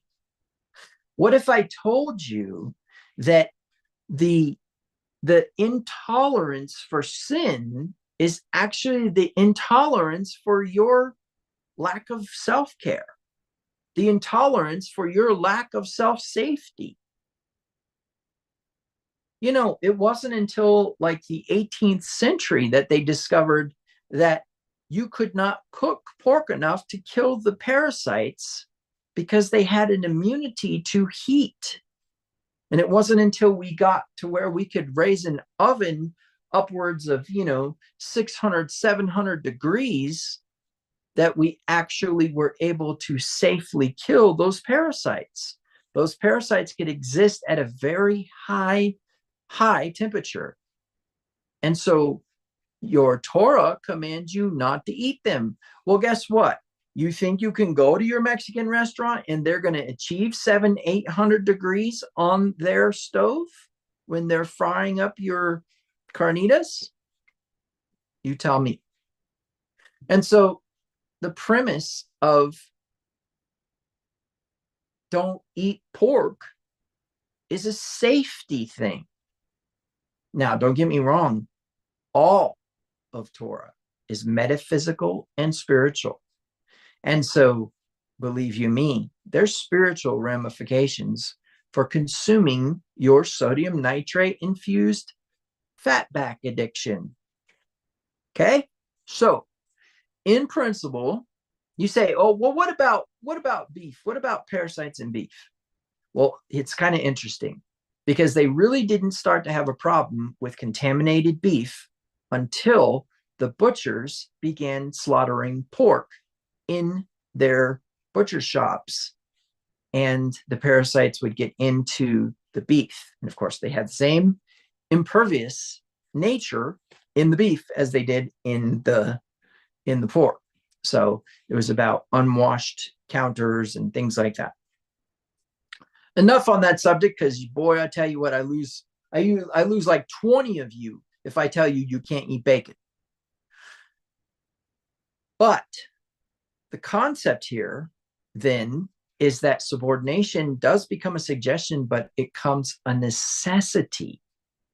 If you don't listen to the clan leader and his instruction as a military leader, then guess what? You're not going to protect the clan, which means your family's vulnerable. So you could see where community is so powerful. Now you combine companionship. You value the clan leader's kindness, or perhaps maybe you value their decisiveness. Those values create loyalties, and loyalties create obedience without consequence. In other words, you don't need a threat to do the right thing. So now it gets really interesting. The word Tzav is actually a promise. Let me explain. Remember earlier I showed you that it was an imperative? Let me explain to you how it's worded. You are doing this thing. If you put something in the imperative, you are stating that it's happening now, and you are stating that that's what's going on. So it would be as if to say, let's say that I wanted you to go pick up a pile of wood. I would say, you are picking up that pile of wood. But I'm not giving you a commandment in the sense of that's an order, soldier, and if you don't, you're going to spend time in Leavenworth. But instead, as you promise to get that wood, a carrying out of that is an not obeying in the sense of just blind loyalty without consequence, but instead a love for the clan leader and a fulfillment of the promise to do it. So what's interesting is the way this is really worded is you promised to bring me that wood. And the result is, I do. So you could say, you will bring me that wood, which means it's an incompleted action, and I believe that you will complete that. But when I say, you promised to bring me that wood, I'm not commanding you. I'm telling you what I want your promise to be. Your obedience to that promise is that loyalty and friendship. And now we understand the value here. So we come to some really interesting contexts, don't we? Because now Tzav is a context of promise, in the sense that if you promise to do this thing and say I do by carrying it out, then you have demonstrated your action. But where we deviate is that a Torah is a throwing of the finger, and therefore an instruction to move in that direction, whereas a commandment is an instruction to expand, an instruction to be in abundance, right? So what is Yahweh actually telling Moses? Moses, don't go to Aaron and say, I suggest that you do this thing or you're going to be in trouble. But instead, you promise to do this thing. And Aaron's carrying it out, says, I do. And thereby there's a relationship. You know, the word relationship is a really interesting word. Comes from the Latin, and it has a number of different pieces to it. But in short, what it means is to create a lateral movement in return as a result of a state. In other words, we create a state, and that state makes somebody want to return back to us. That's relationship. Now, what's interesting is the lateral connection has value, which goes back to a comfort versus discomfort. We always will tend towards comfort, and we will tend towards a reconciliation of cognitive dissonance, and we will tend towards a reconciliation of conflict through comfort. Comfort will be the vehicle by which we will experience connection. And therefore, we have what we could call a conditional positive regard. But the context is that community is an unconditional positive regard, whereas there's no bias by which a person is excluded. But instead, their behavior will exclude themselves. You withdraw from the table, and you have to go out and get your own food. You withdraw from the table, and you have to make sure you protect your own family. You withdraw from the table, and you have to figure out where the next water hole is. I think it is important to remember that there is a concept here of specialness. The clans were very superstitious about disloyalty. But that was a result of a belief that the closer you got to a clan leader, or the closer that you were to a tribesman, the more the universe would react if you were disloyal. They would never know, right? And it's interesting because if you read the parashah in the King James Version of the Bible and you go with that schedule that says 6-1, you do end up having in its contents something that says that if a soul sins, now what's sin again? It's that firing of an arrow that says, oh, you need to adjust for this much wind, you need to adjust for this much angle, right? And in that system, it was never saying that you missed. It's saying this is how much you need to adjust, which is the difference between a Christian and a Hebrew. A Christian will say, I have failed here and I need Jesus Christ to suffer violently and die, just like those poor little lambs who suffered violently and then were thrown on the altar and burnt to death. Whereas a Hebrew will say, I need to adjust for wind there. I need the angle to be a little bit higher here. And let me just try to fire this arrow one more time. But boy, we are going to have some good barbecue tonight, because such and such the other day decided that he didn't want to go out with us to hunt. And therefore, he wasn't interested in provision, protection, and instruction. And therefore, he's not allowed to have a seat at the table. But he was actually going to bring his animal tonight to the table. So we're going to have some good barbecue tonight because he decided to return to the table. That's a Hebrew. That's a nomad. That's the ancient path. That's the ancient way. Not this sick city-state animal torture to get the rain to fall. Stop thinking that your religion is about Olympus and Zeus, and start thinking that there's no such thing as religion, but instead your lifestyle is the preservation of life, thereby hospitality, thereby you are what? Not going to be like the nations. Deuteronomy 12. If you want the biggest shout at Christmas that you could find in the Bible that speaks against Christmas, it's Deuteronomy 12.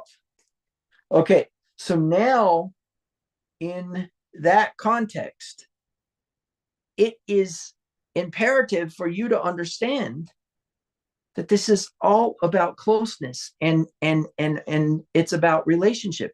But it says in that, and if we just go back, we'll just flat out say, we go back to Vayikra and we say, if a soul sins, but then the next thing says, by defrauding his friend, he can bring an animal to the table and return to the fellowship. Ooh, if you understood the cultural context of the ancient nomadic tent-dwelling, desert-dwelling tribes, and that statement, your head would explode. Because betrayal of not trust, but loyalty and very specifically friendship was at the core of the nomadic people's superstitions. Do not betray or something will happen. And here is Torah saying, clan leaders, if you're betrayed and someone brings an animal to the table, you need to let it go. Now, this flies in the face of, you have betrayed my trust, I can never trust you again. You know what? That's just ego. Because you could never trust them to begin with, any more than you can trust yourself. And if you think for a second that you have not frauded somebody in your operation, I feel sorry for you if you ever saw a ledger of your life.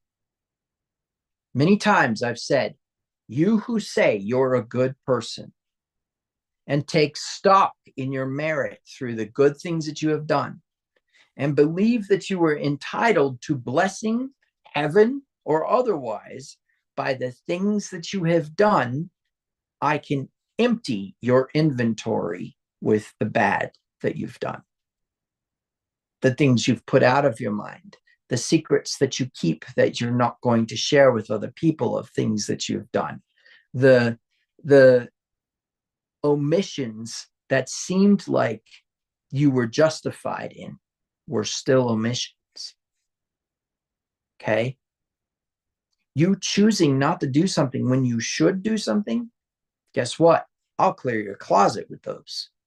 If every one of the valuable things in your home was attached to a work that you had done, bye-bye. Sorry, you do not do that much good. In fact, I will tell you right now, the world is a conglomerate corporation of people who do horrible things daily and do one thing good and set their sights on that one right thing that they do and believe that they deserve what they have. But if that was true and desert was attached to every single thing that they value and that they possess, it would be a very difficult time for them. We do damage to information. We justify not honoring it. We twist it. In other words, we distort it. We delete it from our minds. We just put it out of our minds. And we generalize it. Oh, well, everybody, does that thing. I mean, come on. There's a number of different responses. In fact, I had one man, bless his heart, and I'm sorry for his loss, but I believe that he's doing a lot better now. His wife would mock him when he would watch my broadcast. Very special member of my congregation, and I love him to this day. But he's come and gone, and she died, but she used to come in and mock him and make fun of him. And one of the things that she would argue with him later on is, oh, you want to take things out of my life? You want to take pork out of my life? Don't I have a right to be happy? Doesn't God care if I'm happy? Oh my gosh. I kind of wonder if they put cocaine in bacon, because it makes people crazy. But okay, so now speak to me. Somebody talk to me. What have you heard today? Have you heard commandments about priests and offerings and violent sacrifices and bloodletting and insatiable lust for blood from God? I mean, I swear the Christian God has got to be a vampire. Got to be. Because the context by which people interpret the Bible indicates that all he cares about is blood. Blood, blood, blood, blood, blood, blood, blood, blood, blood. I'm going to tell you right now, that is not the case. So, in principle, anybody want to share something? Anybody want to give their insight or maybe something they learned today? Let me take a look at YouTube again. Feel free to unmute. I won't be watching.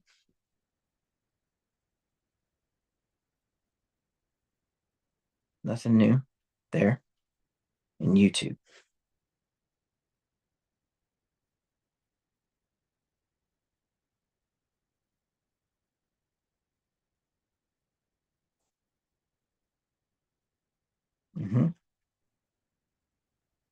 Okay. Nobody's unmuting. So what do we have? We have identity, office, agency, represented through garments, a form of skins, if you will. Right? We have loyalty and friendship and connection and community, not commandments that you should ignore because they don't respond to you, but instead opportunities for you to expand your abundance as a result of following them. Moses says, behold, I have set before you life. Paul says, is that which was supposed to bring life brought death? Most certainly not. And actually, there is a concept here that most certainly not is a very inappropriate version of what he actually said in the Hebrew, which is literally, may peace depart me if it be true. May completeness depart me if it be true, which is basically chas v'shalom, which basically says, if it's true, it's bad. And so, has that which is supposed to bring life brought death? Most certainly not, but sin within me showed me my rebelliousness to the commandment.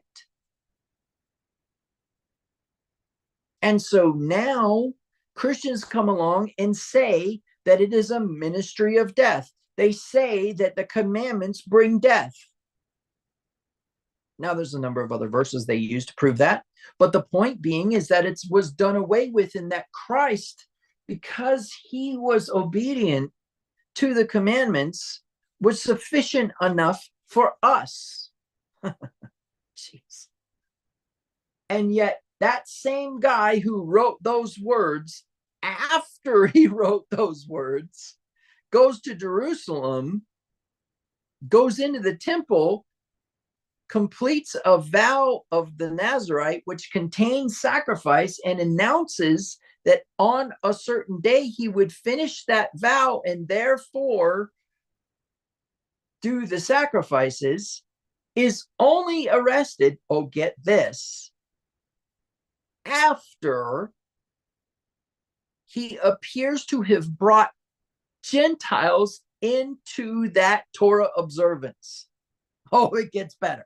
Then, after he's arrested, and the whole of Jerusalem is disturbed in screaming and yelling, and of course the Romans are like, we're going to cut this guy's head off and everybody will be happy.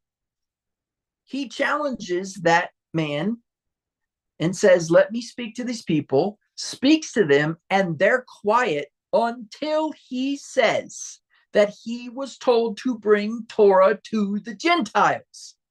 And they say, away with such a man, that he is not even worthy of life. Oh my gosh. You guys don't get it.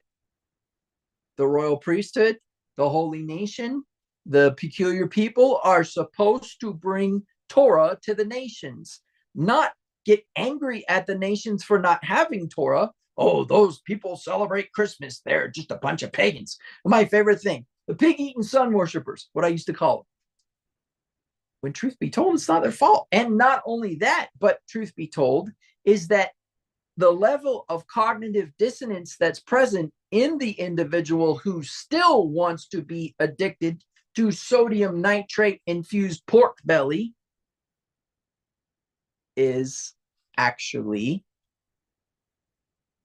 experiencing dissonance between the energy of Torah written upon his heart and his own desire. And he's twisted, deleted, generalized, so that he does not have to do. Because if you tell me how to eat, then I don't want to serve you, is what he's really saying. Well, it's beautiful, isn't it? Ancient Hebrew nomadic lifestyle is beautiful. No wonder Abraham was content to wander the wilderness all those years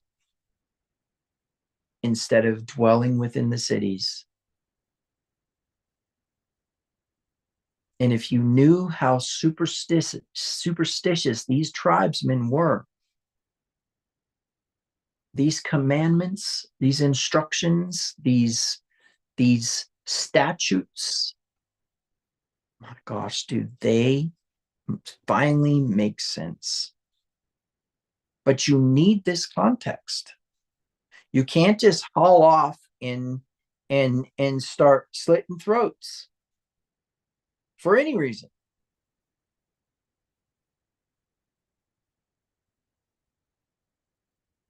Any thoughts?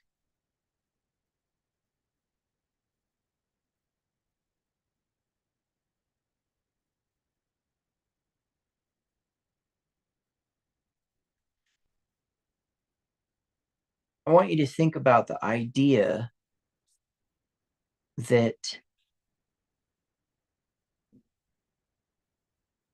there is a system of reciprocation in place that literally is attached to everything that you dream of.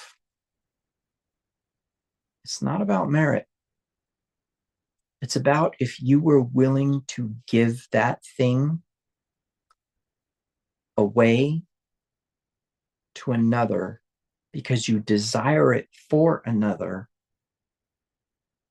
then heaven is going to desire it for you. Provision and protection and instruction of the clan. The preservation of information, where the water is, where the marauders dwell, where the secret ore is for making weapons, where the hunts are best, was contained within the secret place of the hearts of the clan. And that was the benefit of being part of the clan. That was the instruction. So when God advises you to not do this thing or practice this thing, I think it is imperative that you understand that there's a purpose behind that you don't understand. And I'm not saying to blindly be obedient, but I am saying that instead of saying that the commandment is done away with, or better yet, saying, oh, well, that's for the priesthood, we don't have to worry about that. Good old Maimonides and his behavior, or the rabbis of today are like, well, I mean, that's about women. You don't have to worry about that. And all of Torah is for you. And it's happening for you. The cycles, the feast days are happening for you. Man was not made for the Sabbath, but the Sabbath for man. Torah was not made for itself, and man was not made to be obedient to Torah. Torah was made for man. And Torah is a benefit, a life. The mitzvot, the commandments are benefits. The mishpatim, the judgments, are for life, for the preservation of life, for provision of life, and the wisdom of life, the instruction of life. Go read Psalm 19.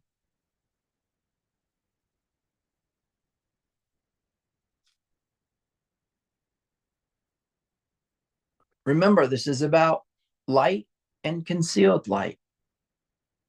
And Torah is a very, very special light for a very, very special friend. So what did Tzav? What is the spirit of Tzav? It is a going out and issuing forth of what? Of information, of protection, of provision. Listen to this right here.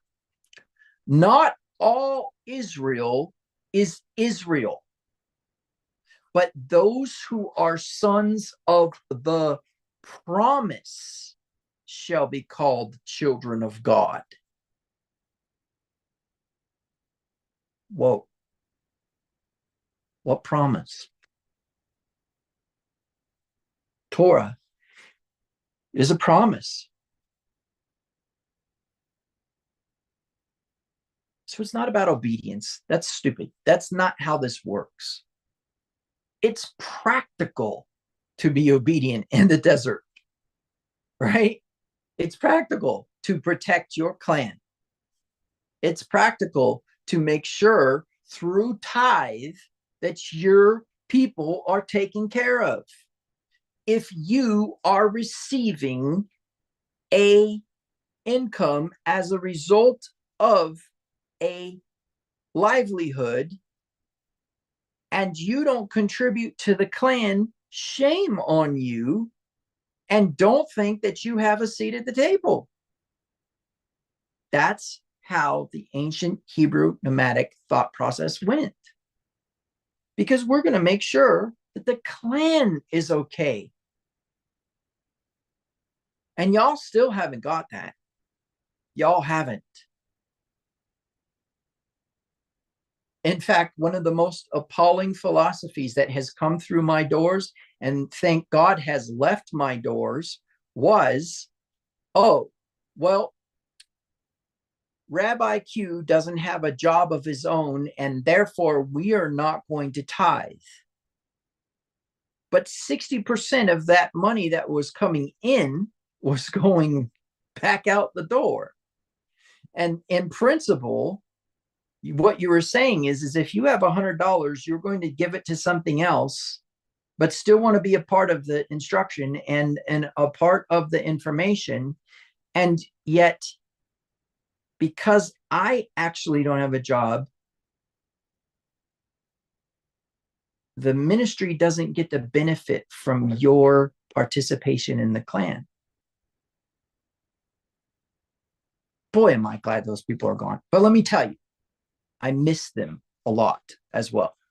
But I don't miss that philosophy. And so what I'm trying to say is that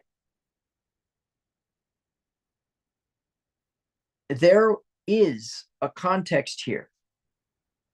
And if you have only watched part 2, go back and watch part 1 to get to this final thing. The entire book of Vayikra is a call.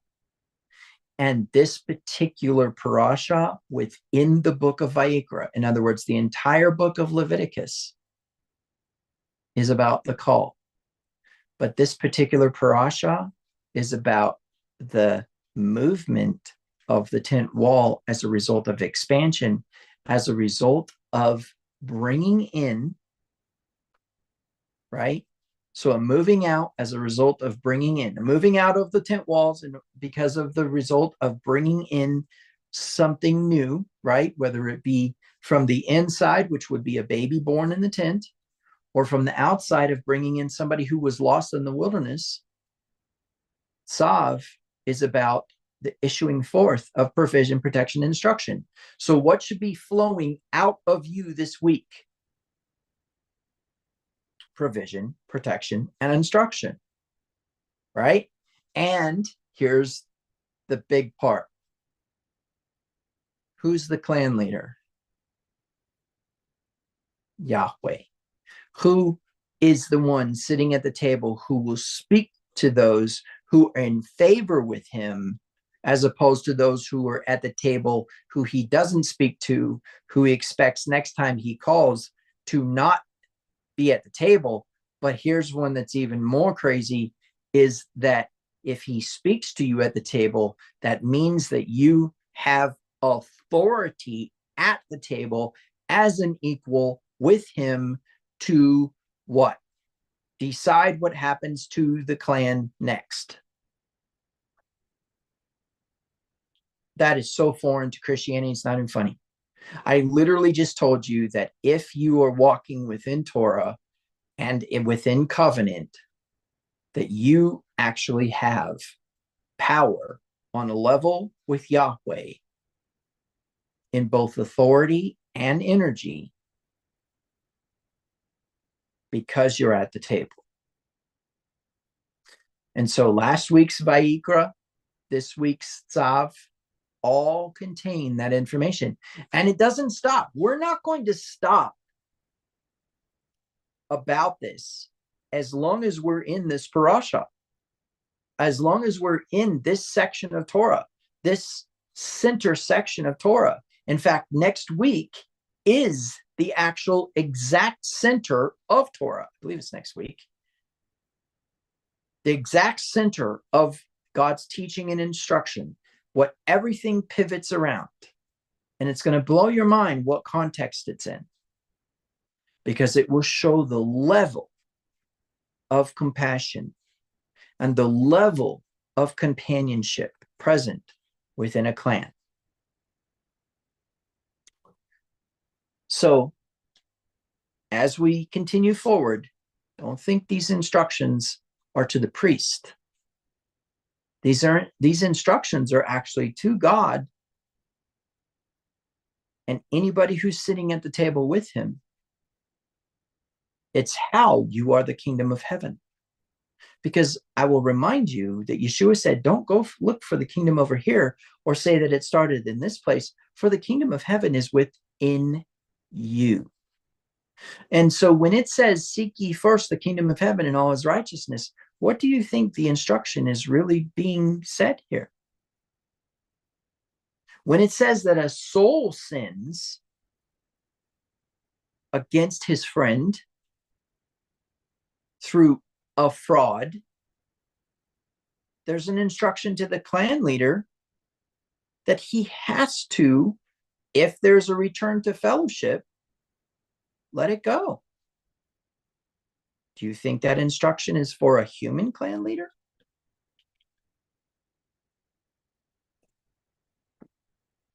So was it about bloodletting? Or is it about eating?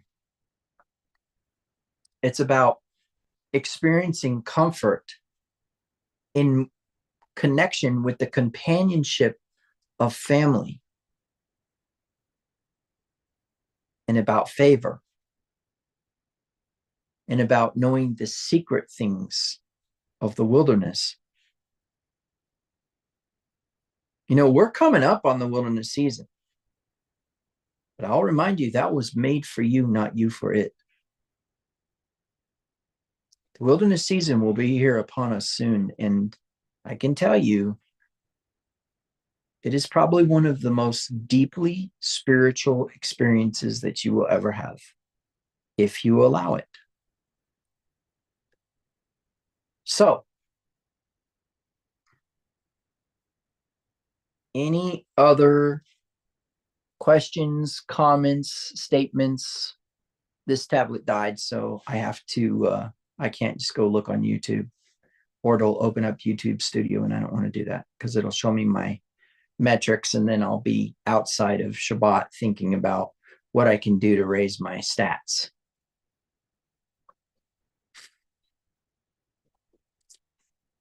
This is alive, and so even though that it's recorded, there are people listening and learning and understanding. And if you want to comment, you want to ask questions, you want to make statements, you have a voice here.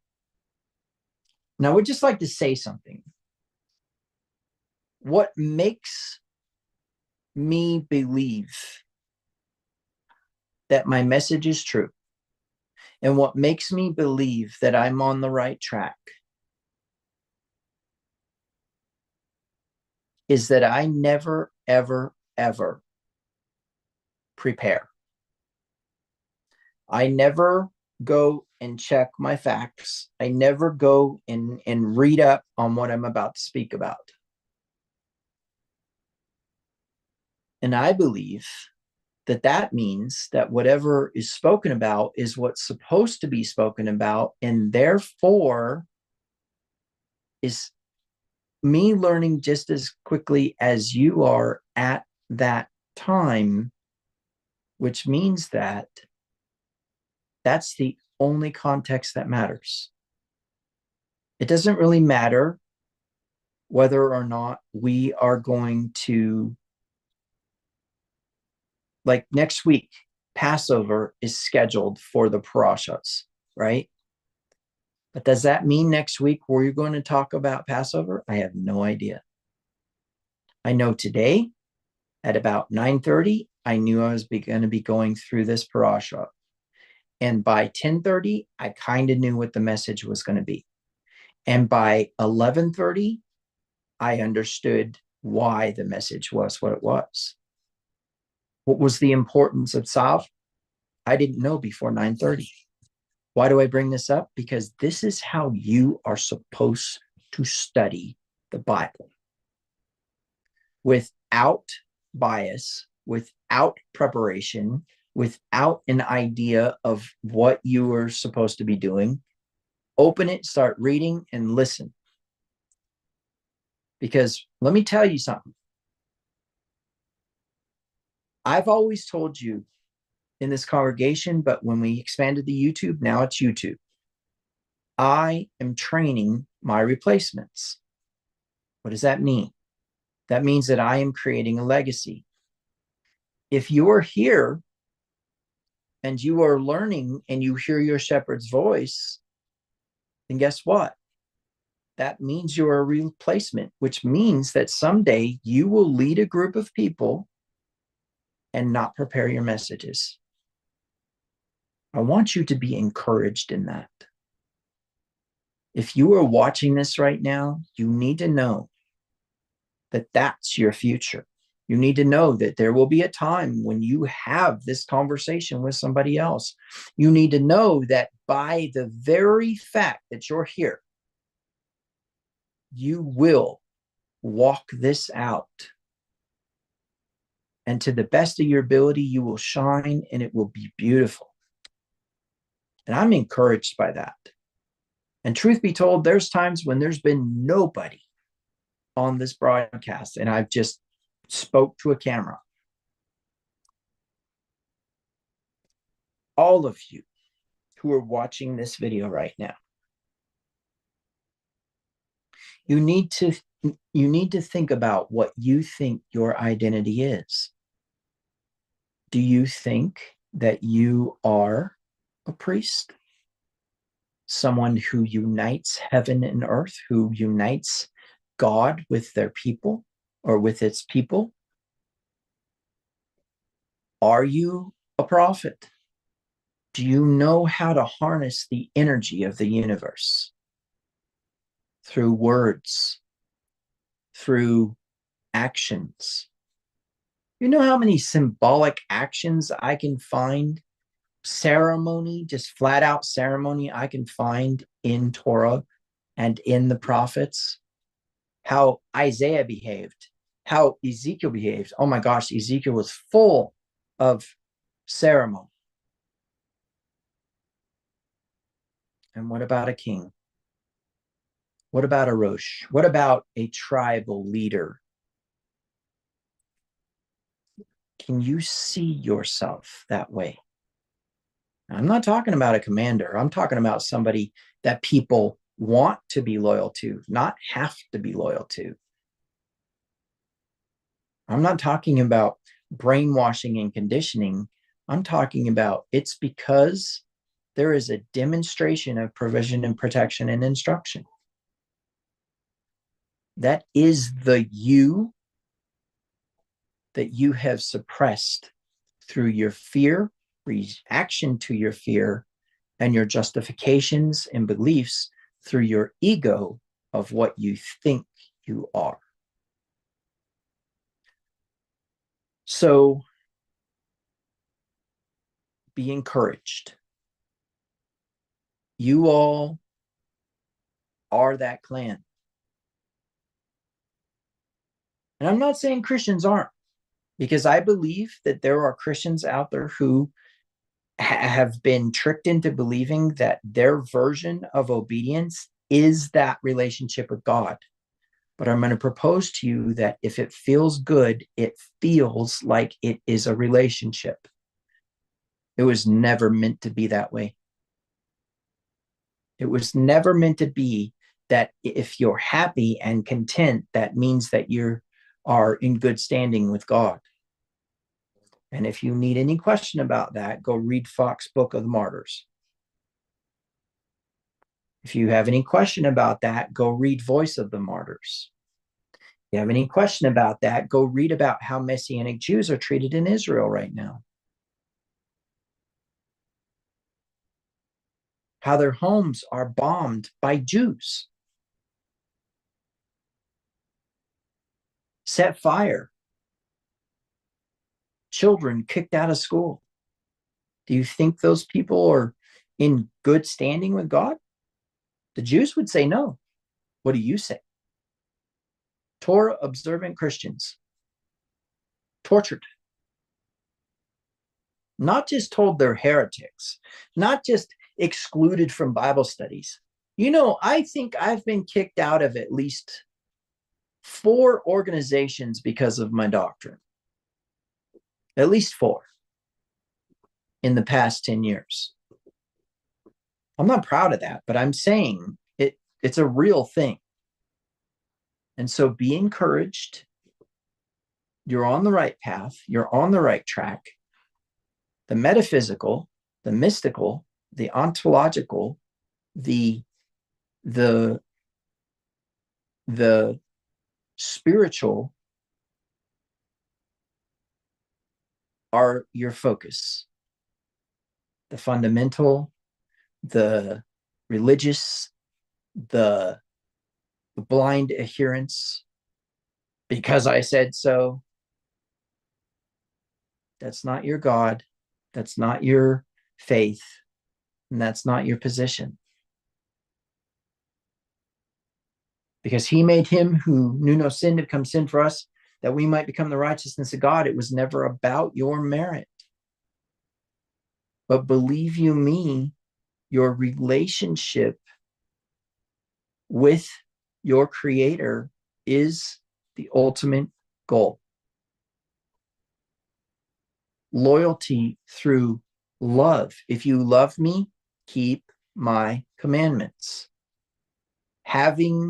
Visiting the sins of the fathers to the 3rd and 4th generation of those who hate me, and having upon thousands who love me. So visiting the sin to the 3rd and 4th generation. In other words, the 3rd, 4th generation of someone who has chosen sin over, and I mean sin in the sense of what I just taught, visiting that to the 3rd and 4th generation, but having mercy upon thousands who love me.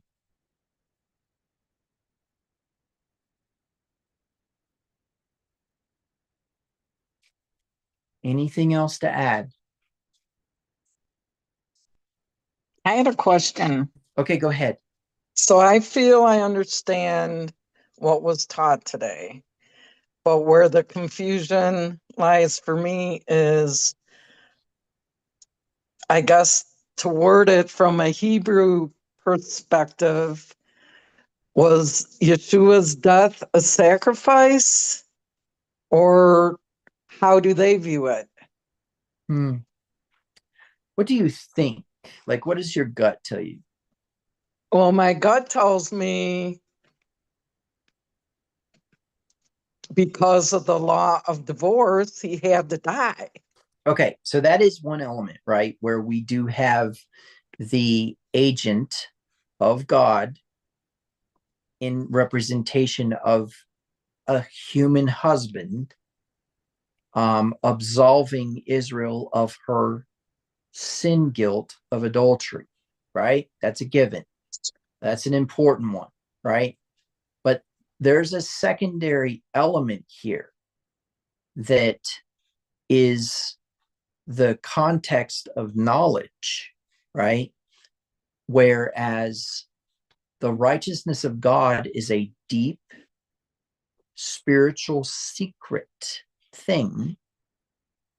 And the context of that deep spiritual secret thing is hidden from mankind the actual legitimate knowledge of sin, an experience Yeshua never had, was then taken and inputted into him and his knowledge inputted into us. And whereas he embraced that knowledge, taking it upon himself, we have not embraced that knowledge and taken it upon ourselves. Which is why Paul, in the first place, had to say it. Right? Okay. So then what is the question that we need to ask? Because we do have this issue of, this is my body broken for you, this is my blood, right? And then we have the Isaiah 53 chapter, which of course the anti-missionary Jews are going to say was not about Yeshua, right? But let's just say that we accept that it was. Did he have to suffer in order for you to be healed? Did he have to experience death in order for you to experience life? Well, I got news for you. How in the world are we going to take a metaphorical discussion about life, which would be the full belly, and then turn it into a non-expiration of the body when every single last thing that existed from the beginning of time until now has died? If it is in a post-tense context of having existed, in other words, it doesn't anymore, it has died. And then trying to say, oh, well, Torah is life in the sense of abundance, and then turn around and say that Yeshua gave his life for us to have life, doesn't make sense anymore, does it? How can we take metaphor and then kill somebody? We can't. Meaning what? Meaning that this concept of a substitutionary sacrifice does not jive with the culture. What Yeshua's death provided was not contained in his death. It provided an opportunity for the most powerful energy in the universe to exist. What energy is that, you guys?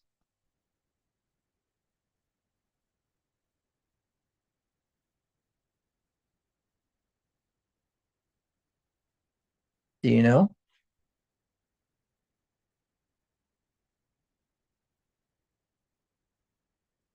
Resurrection. It's not his death that mattered. It's his life that mattered. I had a lay pastor sit. In fact, it's on one of my videos somewhere. It's probably not on YouTube, but it's on one of my videos somewhere in my archives. Because I have been recording now since 2001, which means we're working on being 5 years in the making. But we've only been on YouTube since 2022. And so, in fact, I think my first video was December of 2022. And so in context, there's a lot more years of archives back there. But anyways, I had this pastor argue with me that the real important thing was the resurrection of the body after the apocalypse. That the last thing to be conquered was death, and that a person would be raised from the dead in a new body And that's what was the most important thing. So I'm going to now take that into context. Okay. Number one, and this is important. Let's say that you happen upon a group of people. Let's say it's a mother, a father, and two children. And they are being bullied, exploited, picked on by another group. And let's just say that the police are really not available. What that is saying is that it's more important that your body is going to be returned to you after you die than saving those people. You say, Rabbi Q, wait a minute, that's not true. That's not how I would be. But that's what you're saying. You're saying that it is better to worry about what happens after you die than what happens in front of you right now. You need to change now. And you need to stop reading Torah and reading the Bible and reading the wisdoms so that you can tell someone else how to change. You either bring it internal and stop saying, well, what about them? And point this right here and keep it here. What about me? What have I done to destroy this world? What have I done to create a swath of destruction so wide that you can see it from space?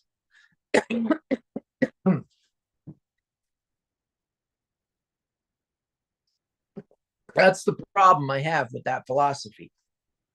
Oh, the greatest reward is going to be our perfect bodies. You know what? I don't think I want a perfect body if I can't help fix something here right now.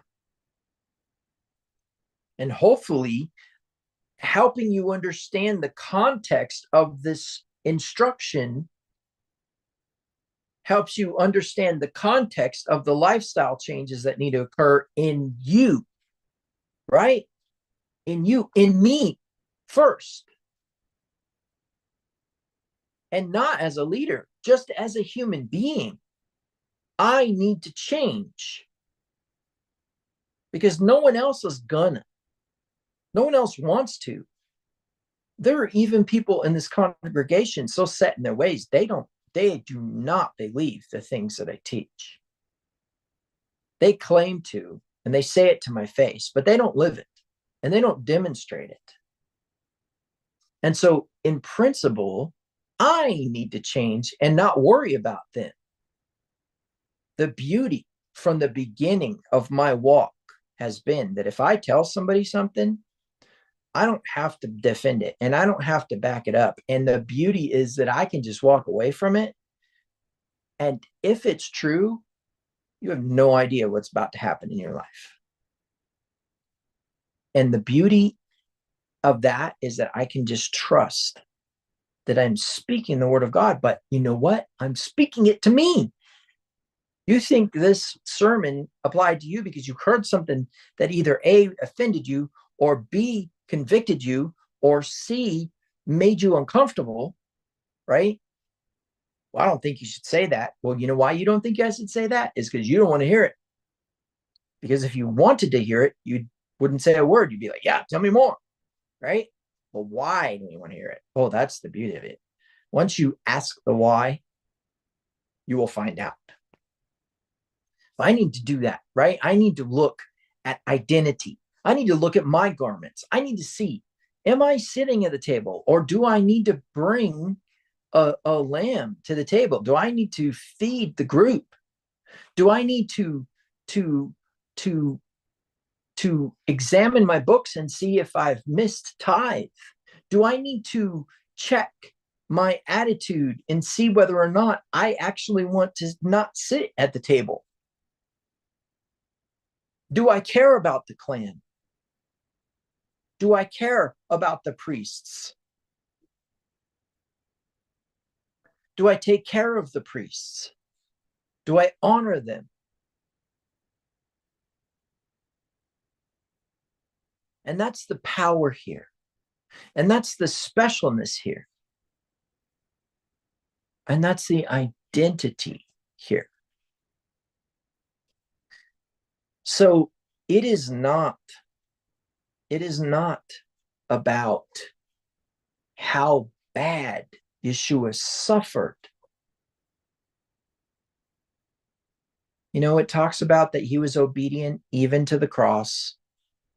Although it wasn't a cross, we'll just go ahead and use that word because that's what it says in the Greek. It says that he made him who knew no sin to become sin for us.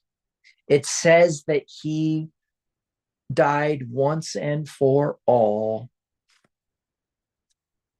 It says that he offered himself as the sacrifice in Hebrews, as the high priest. Although if you read Hebrews in any literal sense, you got issues because it, again, is a very esoteric book.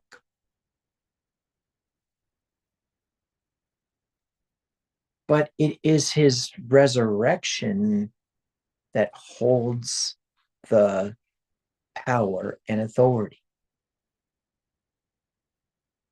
And that's the energy that we should be dwelling in, bringing that which has been dead back to life.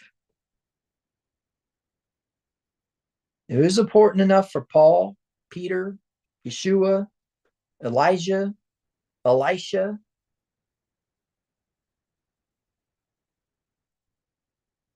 Did Moses have one? I think Abraham.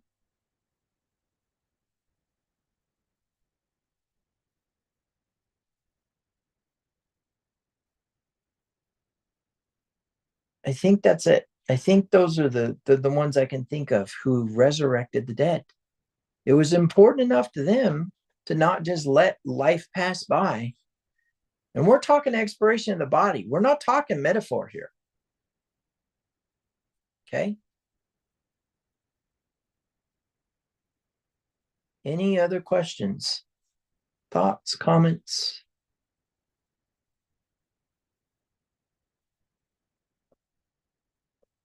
Is this study of Leviticus a shock to you?